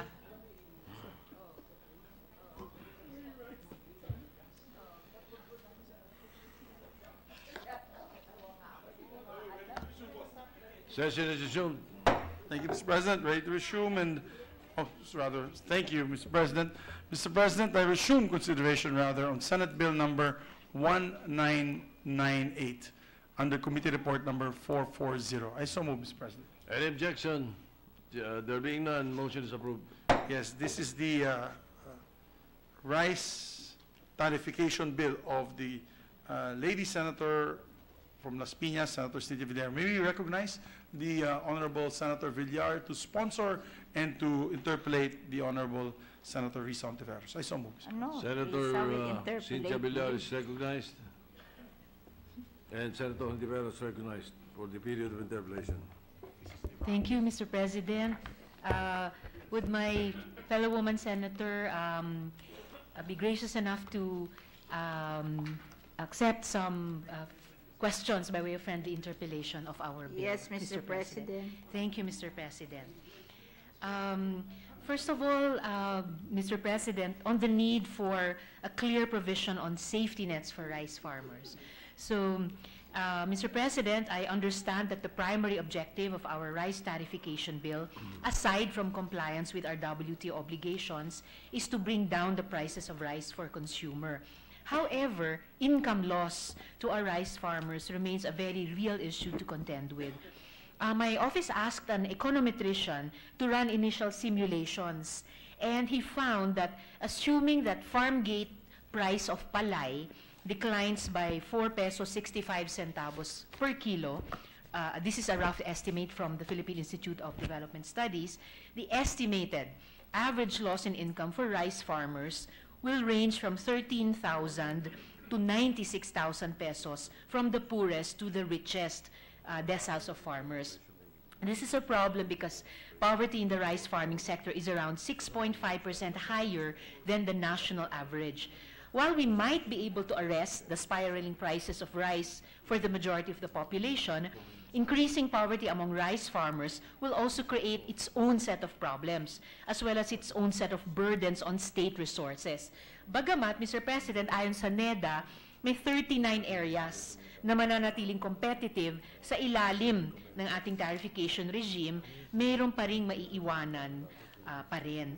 And so actually, even if they are notionally viable, some or maybe many of these farmers in the so-called 39 competitive provinces will want to move out to other industries that offer greater margins unless they're fully supported during the difficult transition. In other words, cash flow problems resulting from lower gross revenues can decimate even our farmers who have the potential to match ASEAN competitors unless their incomes and the margins remain viable not only in the medium term but even in the short term. So our RCEF's focus is on increasing competitiveness of rice farmers, and this looks to the medium and long term. There's no provision yet in the proposed law that addresses the immediate adverse impact of income loss to farmers, particularly farmers who are not situated in the 59 high-priority areas in the NEDA list. Would the good sponsor be amenable at the proper time to an amendment that will introduce a clear provision on safety nets, Mr. President? It will depend if what kind of safety nets you are talking about. Kasi sometimes the safety nets, nag-encourage pa yan ng graph. So I would be amenable to seeing what you want to do, but you have to convince me that it will not result to graph. Kasi kaya natin ginagawa itong rice tariffication because we're tired of many graph and corruption in our way of doing things in the rice system. Kaya, at saka hindi naman, it doesn't follow na bababa naman yung buying price ng rice sa farmer. Remember, kung sasabihin ng ating DOF na bababa ang to consumers, siguro mababawas doon yung income ng extraordinary income ng mga traders. Kaya naman mahal ang rice natin, not because binili nila sa farmers ng mas mahal yung rice, kundi na-control nila yung supply of rice and kinakartel nila, kaya naipagbibili nila ng mahal. Baka naman mabawas yung extraordinary income ng ating rice cartel. I wouldn't mind that at all, Mr. President, like the good sponsor. And If the response for now is that depending on the safety nets I will propose, fair enough. Yes. I'll work on them and consult the good sponsor Because about I'm them. sure our good senator would not want to encourage graft and corruption also by doing, because some of the safety nets that we have, that we give to farmers based on a list, sometimes they manipulate the list, that it's not really going to the farmers, but those who are trying to make money out of it. Definitely, Mr. President, not to aid graft and corruption even more, which was the spirit of my speech, which the good sponsor very kindly made manifestations on. Additionally, Mr. President, will the sponsor at also the proper time be amenable to an amendment that will introduce decoupled payments for farmers, which I note is compliant with WTO regulations as it falls in the green box of support for farmers allowed under the rules? Can you please explain, Mr. President, what do you mean by decoupled payments? Yes, Mr. President. A decoupled payment is a direct payment for the rice farmers that can be proportional to the income loss that they experience as a result of rice import deregulation. And again, this is supported by the WTO Green Box of Support for Farmers. This payment, decoupled payment, while purely compensatory in nature, may be used by those who will continue to plant the rice crop to support themselves as they adjust over a few years to using better inputs and more intensive farming. So that's the idea of decoupled payment, Mr. President. Is that kind of CCT like what the DSWD is doing? Actually, Mr. President, it's more of an unconditional cash transfer since it is a decoupled payment, I would Mr. think President. that the Department of Agriculture is not equipped to do something like CCT. Maybe if we want to do that, maybe we will ask the DSWD to do that, which has developed an expertise on CCT payments. So. Although, just to clarify, Mr. President, this would not be a CCT but a UCT. Yeah, but I'm not confident that the Department of Agriculture can do that. Maybe if there will be a provision at the SWD to help them.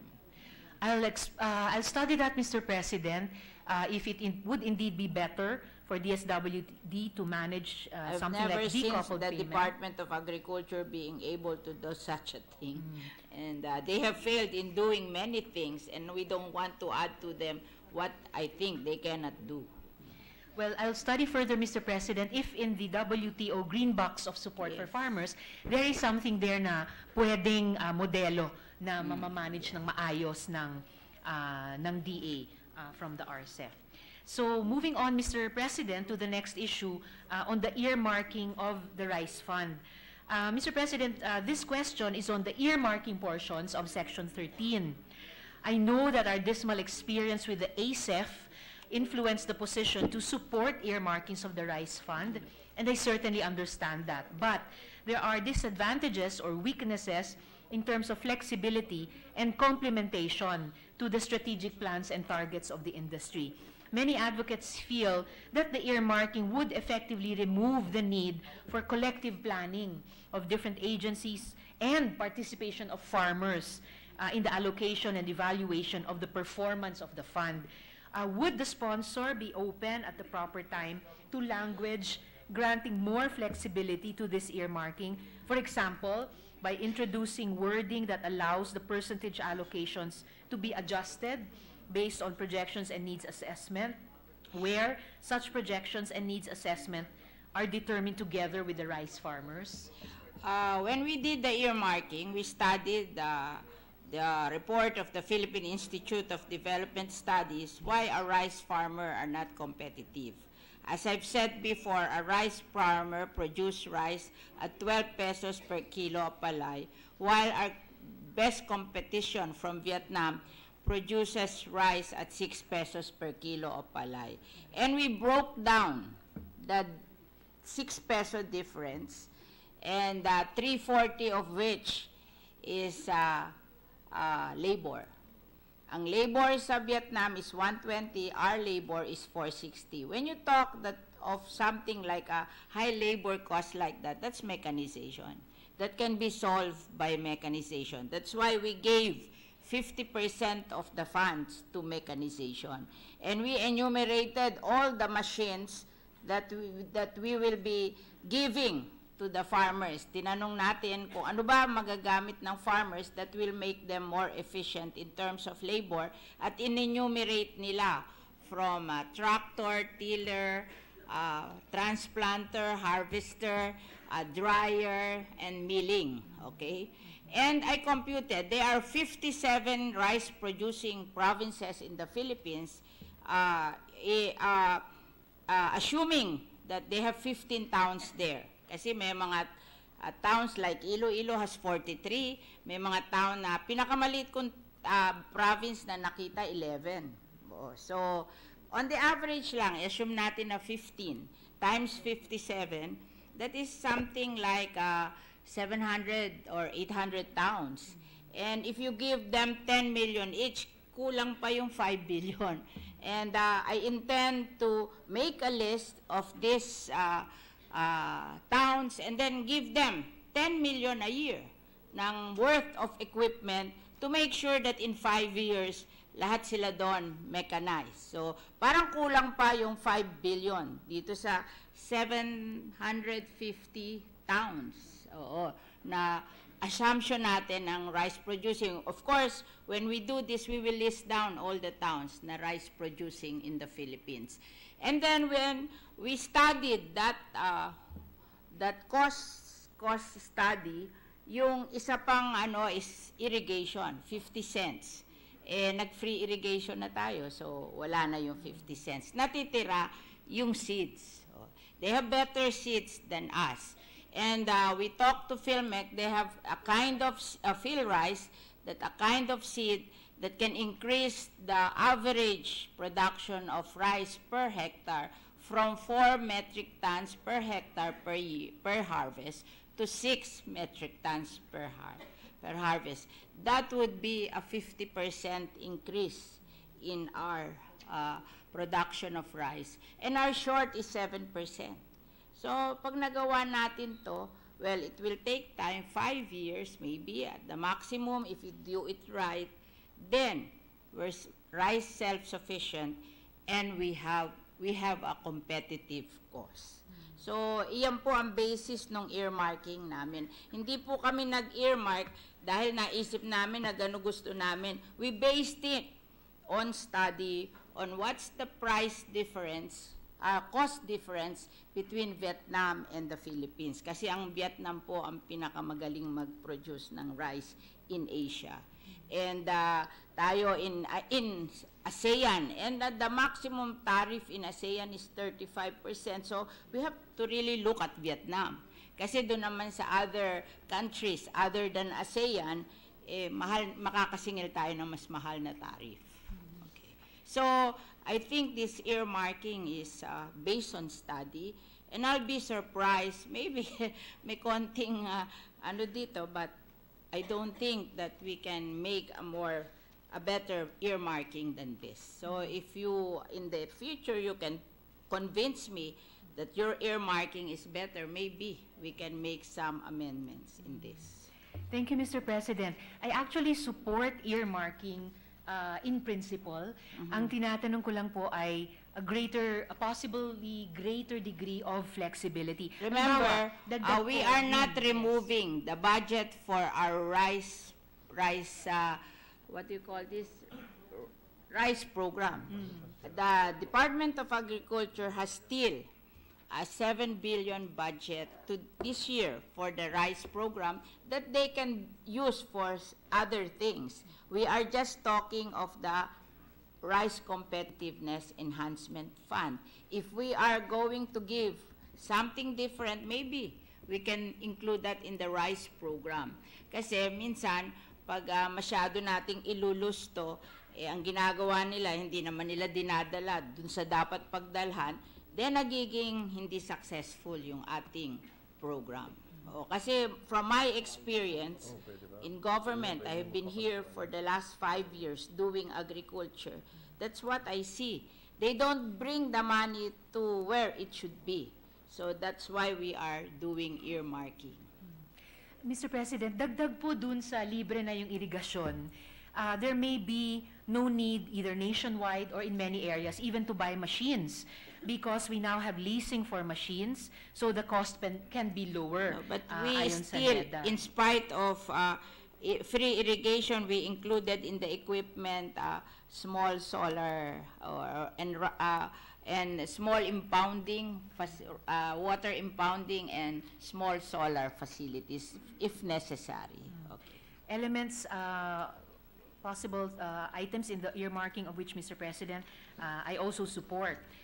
Pero malinaw na merong pang hindi mga naisasali sa mga earmarks sa bill natin, sa committee report natin. Halimbawa na lang yung rice farming ay isang system ng suppliers, processors, warehouses at buyers, hindi lang farm. So posible po na sa ilang mga lugar ay hindi lang inputs ang kulang, kundi pati input providers at iba pang service providers sa rice value chain. Another example, Mr. President, good sponsor, in hilly places, the investment need might be for terracing of the slopes para hindi po mag-run off yung tubig. So, just to make way for a greater degree of collective... yes, Mr. President. There is a budget for this kind of things sa NIA, and NIA has 40% of the budget of agriculture.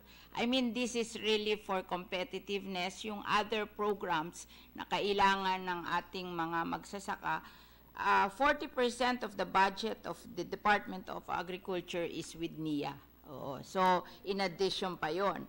And then, meron pa silang office sa Department of Agriculture, tawag nila AMAS, di ba? Yung marketing, nila, na ang ginagawa lang is to improve the value chain. Oo. Sila yung nag-a-arrange na yung mga produce ng ating mga farmers, inihahanap na nila ng market direct sa consumer para ma-shorten yung value chain ng ating agriculture. So there are so many programs in a DA in addition to this. So I just don't want to lose focus that in this bill, it's for competitiveness in terms of cost of production. Oo. Kasi marami pa tayong program na pwede nating gamitin. Ito lang gusto ko i-focus na ma-reduce natin ang production cost of rice.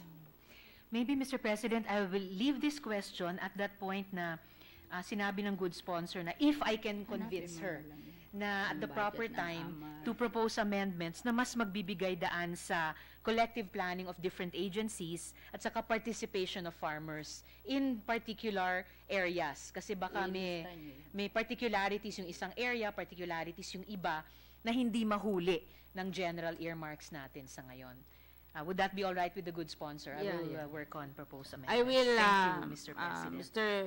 President, I will look at, I'll give you a copy of the rice program, DA, the NIA budget, and the AMAS budget. So you will know where we can source other things other than the rice tariffication, the Rice Competitiveness Enhancement Fund. Thank you, Mr. President. Precisely, that's my point, to find out how far and in what other areas the sponsor would allow earmarking in the rice fund to bridge some of the gaps that I have pointed out. Pero madako na rin dun sa rice roadmap. So on the rice industry roadmap and the rice fund. So in relation to my previous question, the roadmap, which is included in this proposed bill, should ideally inform the disposition of the rice fund. But the relationship between the roadmap in Section 15 at saka yung rice fund sa Section 13 ay baka pwede pa nating klaruhin. How does the good sponsor, Mr. President, see the relationship between the rice industry roadmap at saka yung rice fund? I would like to think that the roadmap will show us how they will implement. Kasi alam mo, lahat na ng industry sa rice, lahat ng sector sa rice, may roadmap. Pero wala naman nag-improve. Puro roadmap. So I would want a roadmap on the implementation of the law. Hindi yung roadmap na naman na kung ano-ano sasabihin doon, tas wala naman mangyayari. Lahat na lang sila may roadmap. Yun ang favorite nilang gawin, yung roadmap. But it didn't solve anything in the agricultural sector. So the roadmap that I want to see is how they will implement this sa mga farmers. I would like them to enumerate all the 57 rice-producing provinces at anong bayan doon ang magpuproduce talaga ng rice. Tapos doon natin ibibigay, pwede nga equally, bigyan natin bawat town every year to make sure na nakarating talaga doon sa mga tao. Yun ang gusto kong roadmap. Didetalyehin kung paano nila i-distribute tong pera na to kasi pwede tayong gumawa ng batas tapos hindi naman nila i-distribute properly. Then we don't achieve yung ating i-reduce natin ang cost ng ating production of rice like Vietnam. Mr. President, the way the good sponsor is answering, mas nakikita ko ngang lumilinaw at mas mapalilinaw pa sa bill yung relasyon ng rice industry roadmap at saka yung RCEF. At lalo na dun sa puntong sinabi ng good sponsor na province by province, rice-producing province by rice-producing province. Na maaaring And hindi by isang towns. template, And by even by towns. town, the 500, 700 And then we plus will towns list that the good sponsor the mentioned. rice cooperative in every town. At yung mga walang rice cooperative or walang rice association of farmers, then we give to LGUs. Oo. Kasi we have a choice. Kung kanino. Kasi remember, this is like a shared facilities program. Now, we cannot give to individuals, but we have to give to an association or a group of people. Pag hindi tayo nakahanap ng co-op or association of farmer in a particular town, then we have no choice but to give it to the LGUs. And also, Mr. President, dun sa sinasabi ng good sponsor kanina na the rice roadmap would ideally draw up specific parts of the plan per town, the 700 plus town. So, para sa akin, umuugnay yun sa previous question ko, a little more flexibility in the earmarking. But as I said earlier, I will get back to the good sponsor about my proposed amendments on that question. Just a final note, most of the previous agricultural roadmaps were not adequately funded, kaya hindi fully implemented. So yun, the better matching between our roadmap and the fund in this bill yung hinahanap po natin. Moving on, Mr. President, tungkol sa maximum bound rate. In Section 6 of our committee report, the maximum bound rate shall be determined by the NEDA board within 45 days upon the effectivity of this act. Pero ngayon pa lang, Mr. President, the WTO allows us to set a maximum bound rate of 180%. Japan and South Korea nga, which are much more economically advanced than us, have set their rice tariffs to very high levels of 778% and 513% respectively. Medyo nasa stratosphere na. So, there's nothing to lose by setting our bound tariff to a high level. 180 Except that if WTO. you send a very Yes, high Mr. President. tariff naman, then you defeat the purpose of making rice affordable to the consumer. Kasi babalansihin natin what is good for the farmers and what is good for the consumers. It should be a balance. So. Agree, a balance. But just to complete my thought earlier, a high bound rate, on the other hand, can preserve its policy space to react effectively to future and emerging marketing conditions. So, the good sponsor was starting to tell me, Mr. President, why the maximum bound rate is not indicated in the bill at kailangan pang itakda ng NEDA. And the Kasi good they presiding have to officer was negotiate getting with the WTO. And they're naman required to give us what they have negotiated. But inilagay natin doon, 50% shall be utilized. But with the provision that they have to, the NEDA should be able to negotiate with the WTO. Speaking of negotiating with the WTO, Mr. President, strategically, doesn't it make sense to just set the highest bound rate allowed by the WTO? Sa halip na iintay natin yung itatakda ng NEDA, then tatakbo pa ng isa't kalahating buwan bago natin maitakda? Actually, we set at 50%. Kaya lang, parang gusto nating iwan na sa ating policy maker yan. Kasi it's a determination of the law of supply and demand. So, if there's a problem with the supply, maybe, and then nagkaka-inflation, then our policy maker would try to lower the bound rate. Ngayon, kung meron namang enough supply, wala naman tayong problem sa inflation, pwede nilang itaas yun. So, it's balancing.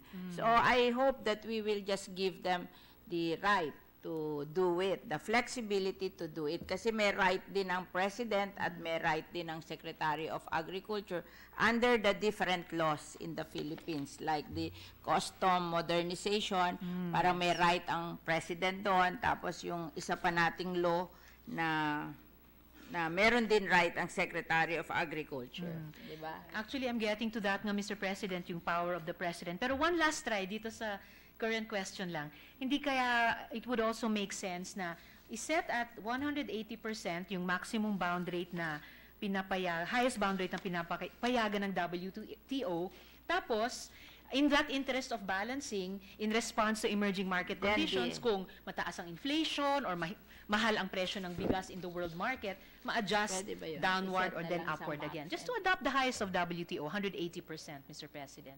Pwede din yun. Iset natin sa highest and then we give the discretion to the President and the Secretary of Agriculture in whatever laws present in the Philippines to adjust based on the conditions in the Philippines. Thank you, Mr. President. I appreciate that. And umuugnay po sa susunod kong tanong nga on the power of the President, especially in situations of rice shortage.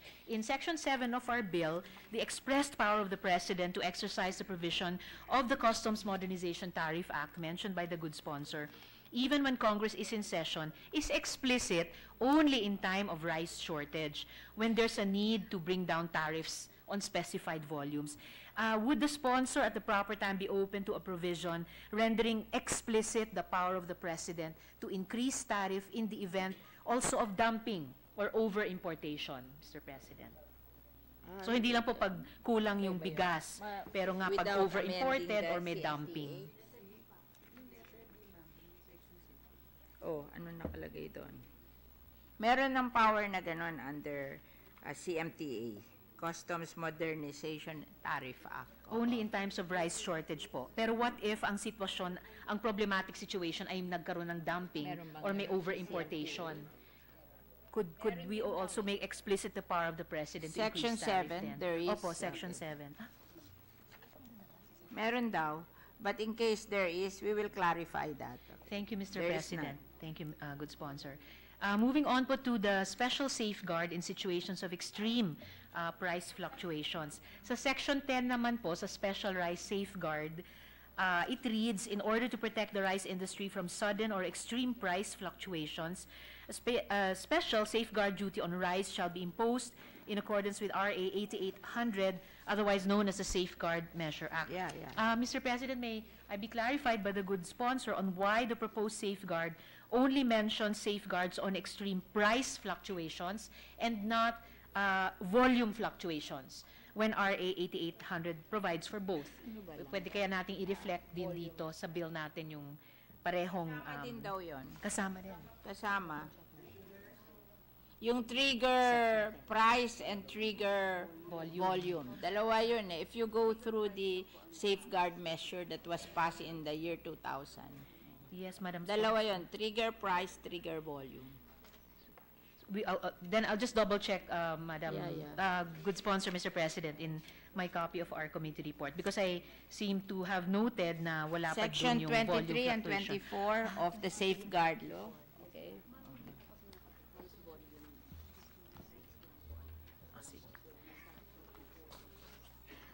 Sige, I'll clarify further, Madam Sponsor, Mr. President.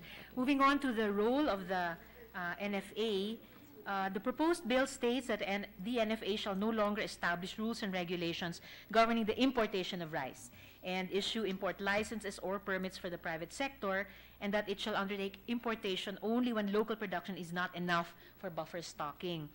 There are quarters that believe that an appropriate minimum level of direct government-implemented buffer stocking will be needed in specific areas that in the past 30 years have experienced severe rice shortages. This could include Zamboanga, Kidapawan, or others, including areas frequently visited by typhoons but are unable to quickly attract the supplies that they need, halimbawa sa relief phase. May I have the good sponsors thinking on this? Lalo na po sa konteksto ng climate change. No, we don't want to give any power to NFA anymore about rice importation and this is a liberalized era, so we ask the private sector to import and they pay tariff. Kasi pag binigyan pa natin ng exception yan, baka i-exercise pa yung exception. Gusto natin malimit yung NFA dun sa buffer stocking sa local. Kasi minsan, pag dalawang power yan, naku-confuse pa sila eh. Nag-choice pa sila whether to import or to buy from the farmer. Katulad what happened this year, hindi namili sa farmer, nag-import.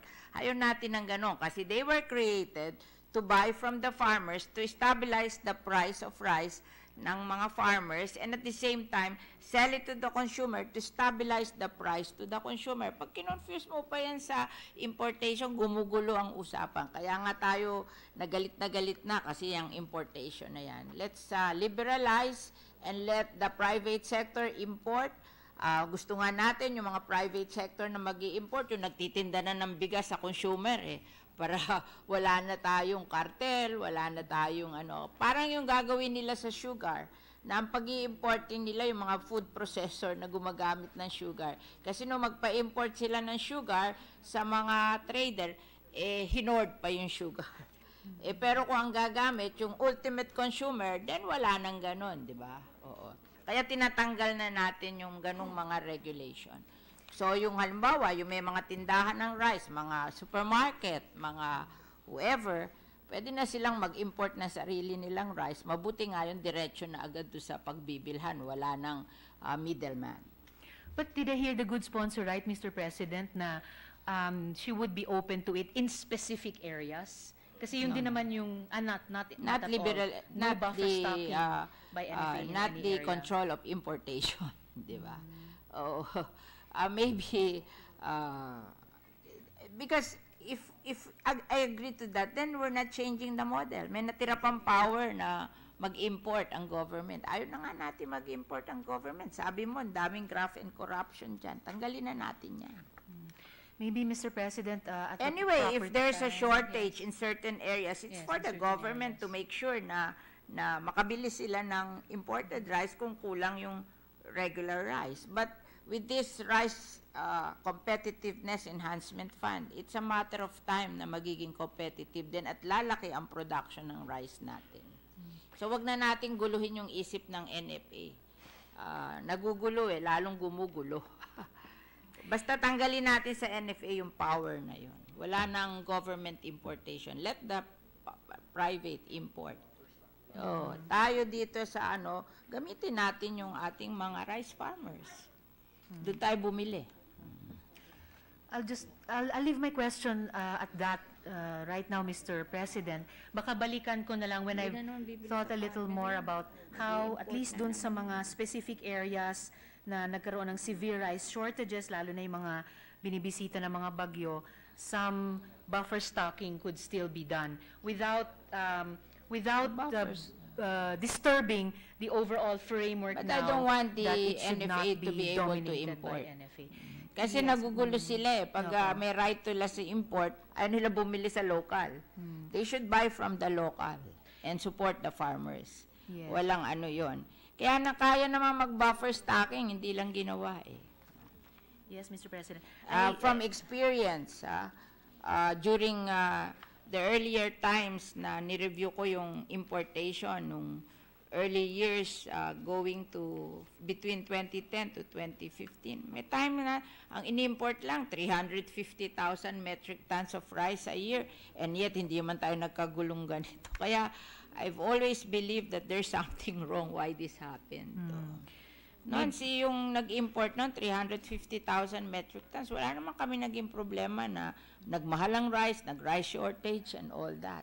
How can that happen? Ang production pareho din.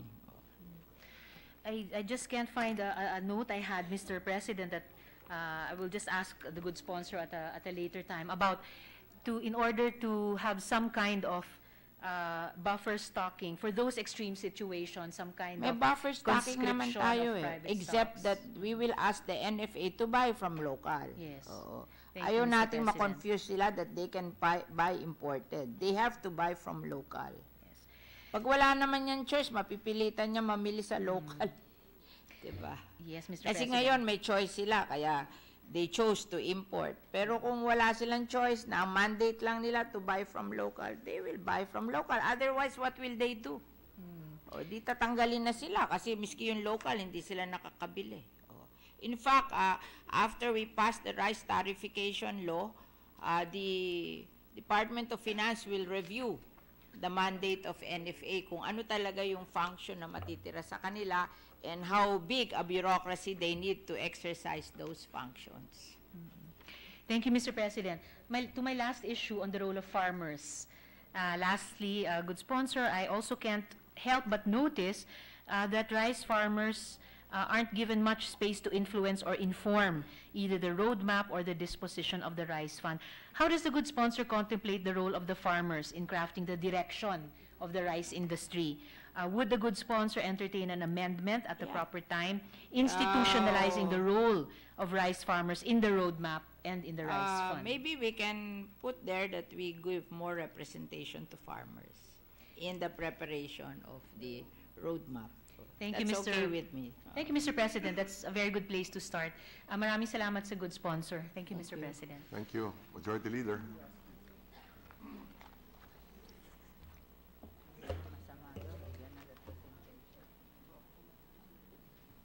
Mr. President, I believe other members signified to interpolate said measure. I move that we suspend consideration of the measure. I so move. Is there any objection? There being none, motion's approved. Yeah, Mr. President, I move that we transfer from the calendar of ordinary business to the calendar for special orders Senate Bill number 2024 under Committee Report number 476. Is there any objection? There being none, motion's approved. Sponsorship. Mr. President, I move that we consider Senate Bill number 2024. I so move, Mr. President. Is there any objection? There being none, motion's approved. Mr. President, we ask the Secretary to read the title of the measure. Secretary is directed. Senate Bill number 2024, an act creating the Philippine Rice Development Authority, PRDA, defining its powers and functions, providing funds therefore and for other purposes.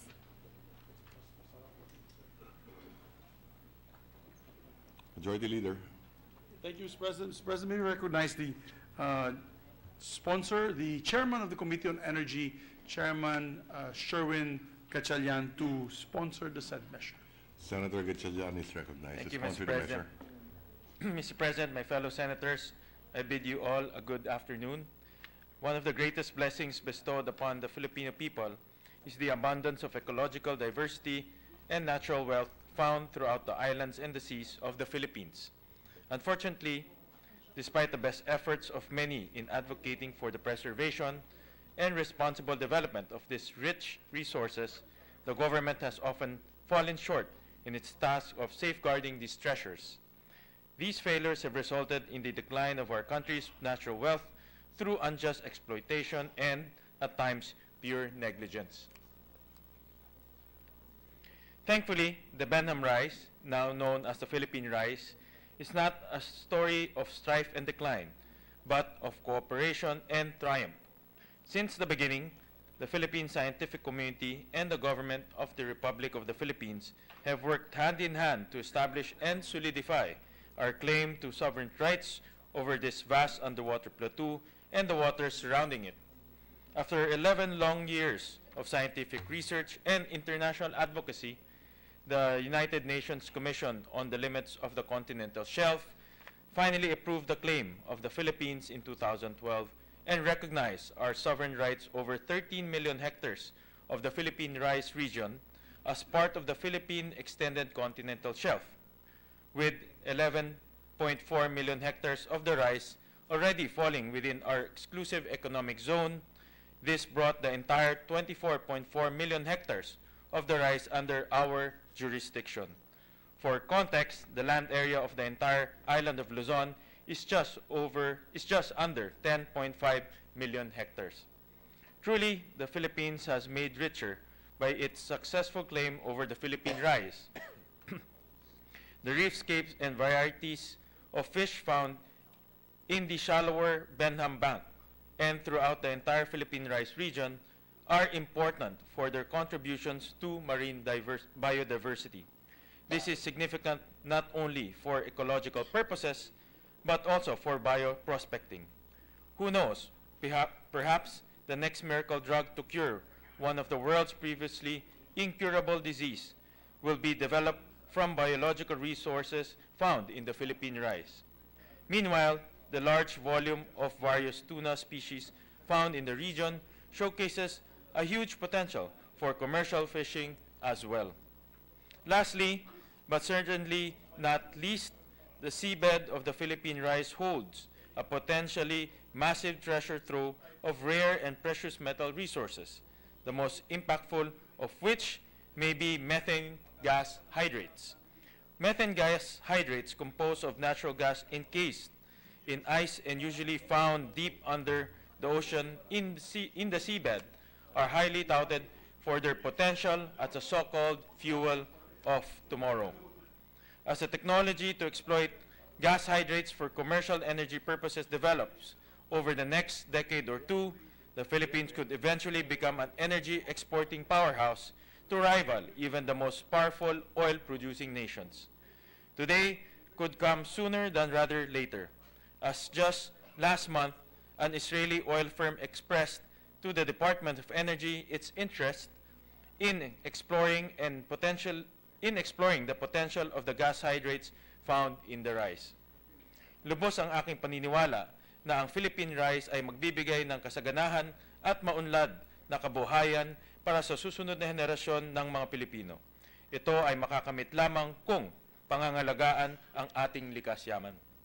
With this in mind, Mr. President, I'm proud to sponsor Senate Bill number 2024, otherwise known as the Philippine Rice Development Authority Act. This measure takes a responsible, proactive, and forward-looking approach to developing the natural resources of the Philippine rice by establishing an institutional mechanism needed to facilitate a coordinated and integrated approach to optimizing the full potential of the Philippine rice while conserving its ecology and resources for the benefit of future generations. This institutional mechanism comes in the form of the Philippine Rice Development Authority, a coordinating, policy-making, and regulatory body which will serve as a sort of one-stop shop for everything concerning the Philippine rice. The 50-member board of the PRDA will be chaired by the President of the Philippines and will include representatives from pertinent cabinet departments and technical agencies. Significantly, Section 7 of the bill provides that no proposals, plans, programs, projects, or activities involving the Philippine rice region, including but not limited to marine science research, exploration, and exploitation, whether conducted by Filipino and foreign nationals, shall be carried out without the clearance of the authority. Since the Department of Foreign Affairs and the Department of National Defense and the National Security Council are all represented on the board of the authority, we can be sure that the well-publicized past instances of unauthorized research in the area will not be repeated. Aside from issuing clearances for activities in the Philippine rice, the PRDA shall be tasked to conduct a wide range of activities, including policy formulation and advocacy, coordination and support for scientific research and exploration, environmental protection, and investment promotions. Mr. President, the numerous areas of interest to be covered by the PRDA further backs up the necessity for its creation. We say that this is a forward-looking piece of legislation because we are creating this institutional mechanism now while the Philippine rice remains pristine and undeveloped, so that we will be prepared to meet threats of ecological degradation and irresponsible development when they are present themselves in later years. Patunay lamang na ang paglikha ng ahensya para sa Philippine rice ay isang puhunan para sa napakalawak na benepisyo na mapakikinabangan ng bawat Pilipino sa hinaharap. Mr. President, at this point, I'd like to thank the authors of the original bill substituted by the measure reported out by the Committee on Economic Affairs, Senator Antonio Trillanes IV, and my seatmate, Senators Senator Angara and Senators Joel Villanueva. The road to finally sponsoring this bill on the floor is definitely longer than the others. It took the Committee on Economic Affairs 3 public hearings and 1 technical working group before we could finish crafting a substitute bill that will reflect both the intersecting and opposing opinions of our resource persons. After finally finding a middle ground, after finding a middle ground, we were looking for, with the filing of this substitute bill, I hope that members of this chamber to join the sponsors of this measure in securing the swift passage of this unique and impactful piece of legislation. Finally, I would like to mention that while attending the commemoration of the first anniversary of the renaming of the Philippine Rice at Casiguran Bay of Aurora Province last May 15, I was honored to have participated in the send-off of 50 of the best Filipino scientists who are now studying the resource-rich waters of the rice. Inaalay natin ang panukalang batas na ito sa mga mahuhusay at makabayan nating scientifico. Thank you, Mr. President. Thank you, Mr. President. And also to put on record that Senator Sonny Angara would like to insert his privileged speech, which I'm holding right now, a sponsorship speech rather, for the said measure as well. So, for the record. Mr. President. Noted. We'd like to suspend, so that our colleagues can study the measure further, we'd like to suspend consideration of Senate Bill number 2024. I so move, Mr. President. Is there any objection? There being none, motions approved. Senator Coco? Wala. Senator Coco? Oh, sige. Yes, Mr. President, I move to resume while we're waiting for some.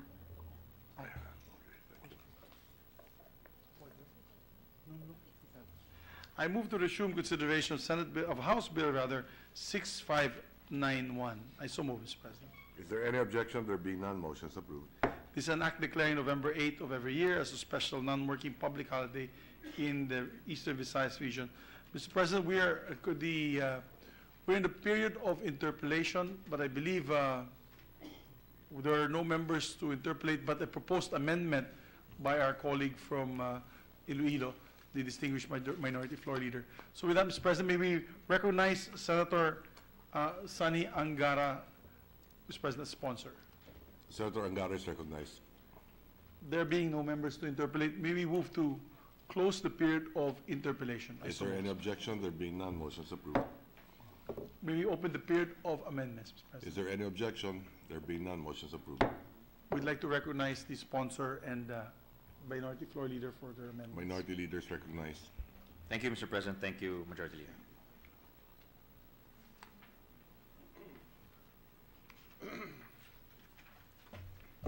Yes, thank you, Mr. President. We propose this amendment on page 1, lines 1 to 10. Delete the entire section 1, and in lieu thereof, insert a new section 1 to read as follows. Section 1, period. November 8th of every year is hereby declared a special non-working holiday in the province of Leyte, to be known as, quote, Leyte Resiliency Day, close quote, to commend, salute, and celebrate the extraordinary courage of the unsung heroes of Typhoon Yolanda. And we submit, Mr. President. We accept, Mr. President. Is there any objection? There being none, motions approved. The next amendment, Mr. President, is therefore on the title of the measure. The title of the measures, which should now read as follows. An act declaring November 8th of every year a special non-working holiday in the province of Leyte, to be known as, quote, Leyte Resiliency Day, close quote. We likewise accept, Mr. President. Is there any objection? There being none, motions approved. We have no more amendments, Your Honor. We thank the Minority Leader for his amendments. Thank you, Mr. President. Thank you, Mr. President. Thank you to the minority floor leader. With that, we move to close the period of amendments. Mr. President. Is there any objection? There being none, motions approved. Mr. President, I move to approve on second reading House Bill number 6591. I so move, Mr. President. Is there any objection? There being none, motions approved. Thank you, Mr. President. Move to suspend consideration of the same. Is there any objection? How There about the being none, motion is Kalbayog and approved. the Yeah. Samar? Okay lang, the two Samars? Kung okay kay Frank. One Kalbayog, over 16, special number, chart today. Asa ka na? Next time, okay? Thank you, Mr. President. May I ask for 1 minute suspension while we await for the sponsor of the next measure, Senator Coco Pimentel. Session is suspended. Thank you.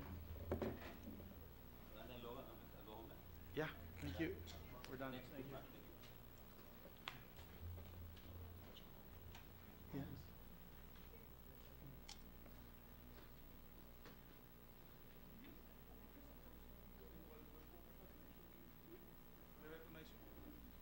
Wait, let me look at what numbers.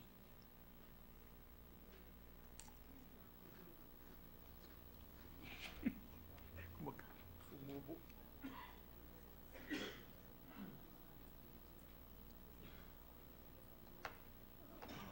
Majority Leader. Thank you, Mr. President. Mr. President, I move that we Session transfer. is resumed. Thank you, sir, Mr. President. Mr. President, I move that we transfer from the calendar of ordinary business to the calendar for special orders, Senate Bill number 2023. Is there any objection? There being none, motion is approved. Mr. President, I move that we consider Senate Bill number 2023. Is there any objection? There being none, motion is approved. May we ask the Secretary to read the title of the The measure? Secretary is directed to read the title of the measure. Senate Bill number 2023, an act providing special protection of children in situations of armed conflict and providing penalties thereof. Mr. President, to sponsor the measure, we'd like to recognize the distinguished lady senator, Senator Risa Ontiveros.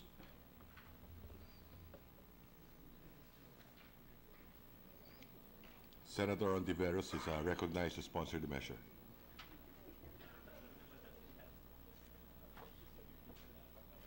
Thank you, Mr. President. Isang magandang gabi po sa ating lahat. It's my honor to sponsor Senate Bill 2023 under Committee Report 475, entitled An Act Providing Special Protection of Children in Situations of Armed Conflict, on which, Mr. President, I'd like to note, and with gratitude, that we received great help from the UNICEF and from PLCPD, both of whom have representatives here in the hall with us today. Long-standing and emergent armed conflicts in the country have affected groups of people by uprooting them from their homes and severely disrupting their everyday lives. While much of the attention is focused on how they impact families and entire communities, sometimes overlooked is the effect armed conflict or armed fighting has on children. Children are always among the most vulnerable in situations of armed conflict. There are an estimated 30 to 50,000 children being displaced annually by armed fighting in the past years. Not only are they subject to displacement, but they're also made susceptible to recruitment as child soldiers or helpers or runners, as whom they are exposed to harmful circumstances and even death. As child recruits, their access to basic services such as education and health care is practically non-existent. Mr. President, the Philippines, as a state party to the UN Convention on the Rights of the Child, guarantees non-discrimination and equal rights to all children of all shapes and sizes, everywhere and at all times. In addition, as a signatory to the optional protocol on the involvement of children in armed conflict, we likewise recognize that some children or groups of children require special measures that should ensure that their rights are constantly upheld, most especially in the face of such dire situations. Let me show you their story in numbers, Mr. President. In its report covering the period from 2013 to 2016, the Philippine Country Task Force on Monitoring and Reporting verified 40 cases of killing of children, 76 cases of child injury, 71 cases of recruitment and use, 3 of rape, another 4 of abduction, and 27 incidents of detention. Of these grave violations against children, 66% of the victims were boys. 53% were within the age group of 13 to 17 years old, and 30% were between 6 to 12 years old. Republic Act 7610, or the Special Protection of Children Against Abuse, Exploitation, and Discrimination Act, provides that schools are to be considered zones of peace. Yet despite this, 24 schools have been damaged due to armed attacks, and another 31 have also been used as command posts, barracks, and detachments. It is estimated that the schooling of more than 17,000 school children has been affected.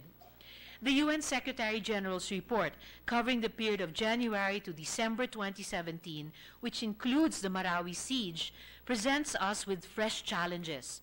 30 children were verified as having been recruited by armed groups. They were recruited for combat, as part of medical groups, as cooks, and to extract gunpowder from firecrackers. There were also unverified reports that the Maute group went on a recruitment spree, and that some of these recruits were reportedly killed in combat.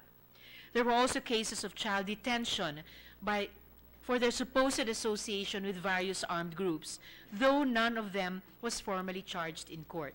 Mr. President, Senate Bill 2023, under Committee Report 475, seeks to provide children in situations of armed conflict with special protection from all forms of abuse, violence, neglect, and other conditions prejudicial to their development.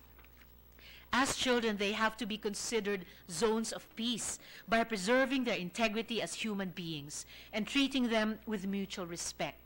The bill also identifies measures the state can embark on to prevent their recruitment, use, or displacement in situations of armed fighting. Armed conflict arises from a variety of causes, but if there is one thing that remains constant and indisputable, is that children who are caught in the middle of it are stripped of their childhood. At a time in their life when they are supposed to be enjoying their innocence, we adults foist upon them threatening situations that force them to confront a life far from what is ideal. We've somehow let these children down by failing to exclude them from armed conflicts we adults have created. But on a more hopeful note, Mr. President, I'm heartened that your own bill on children in situations of armed conflict further underscores the importance of having such a law. I'm equally encouraged that two other colleagues, Senators JV and Grace, also have their own versions. Mr. President, if we adults are yet incapable of finding a way to bring an end to all armed conflicts, let's do right by our children by providing them with the utmost protection from something not of their own making. Salamat po, Mr. President. Thank you. Majority Leader. Mr. President, I got note that Senator Nancy Binay will deliver her co-sponsorship speech on Senate Bill number 2023 tomorrow in the afternoon. Noted. Thank you, Mr. President. With that, to allow our colleagues to study the measure further, I move to suspend consideration of the measure. Is there any objection? There being none, motion is approved. Mr. President, I move that we resume consideration of Senate Bill number 1985. I so move, Mr. President. Is there any objection? There being none, motion is approved. This is an act amending Republic Act 9006, otherwise known as the Fair Election Act. Mr. President, may we recognize the sponsor, Senator Coco Pimentel. Senator Pimentel. Thank you, Mr. President. I think the parliamentary status. Yes, Mr. President, the parliamentary status is we're in the period of interpellation. No, our colleagues no longer signified to interpellate the said measure. I move that we close the period of interpellation. I so move, Mr. President. Unless the presiding officer. For 1 minute. Okay.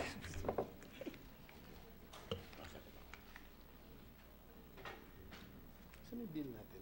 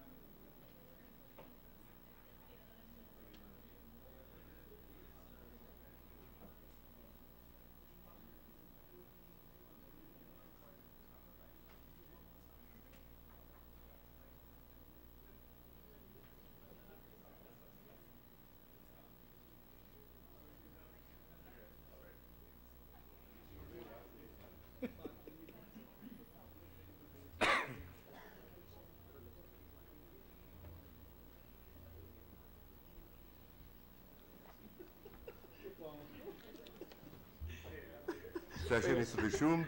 Thank you, Mr. President. I move for my previous motion. Is there any objection? There being none, motion is approved. Mr. President, we open the period of amendment. I so move. Is there any objection? There being none, motion is approved. We'd like to recognize Senator Coco Pimentel to Yes. make his amendment. So, Mr. President, let's go now to the period for individual amendments, this being a substitute bill. Okay, so on page 1, line 7, we misspelled the word discount, so we replace A with S to make the word correctly spelled discount. I so move, Mr. President. Is there any objection? There being none, motion is approved. On page 1, line 9, replace the word over with from. I so move, Mr. President. Is there any objection? There being none, motion is approved. On page 1, line 12, replace the word over with from. Is there any objection? I so There move. being none, motion is approved. And on page 2, line 4, replace the word off with for. I so move, Mr. President. Is there any objection? There being none, motion is approved. That would be all, Mr. President. All are just styling and editing corrections, Mr. President. Thank Majority you, Mr. Leader. President. Mr. President, with that, I move to close the period of amendments. Is there any objection? There being none, motion is approved. Thank you, Mr. President. Mr. President, I move to approve on second reading Senate Bill number 1985. I so move, Mr. President. Is there any objection? There being none, motion is approved.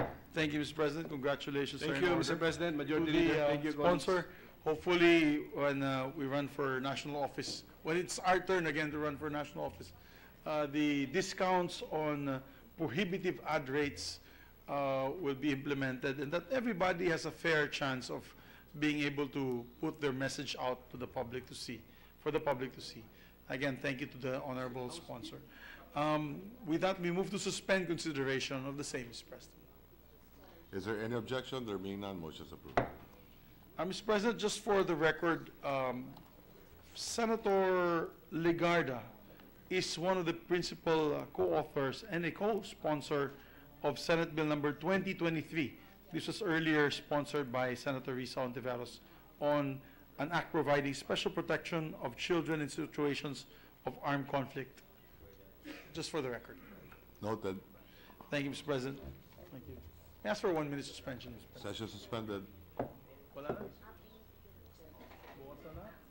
Well, in that case, let's go home.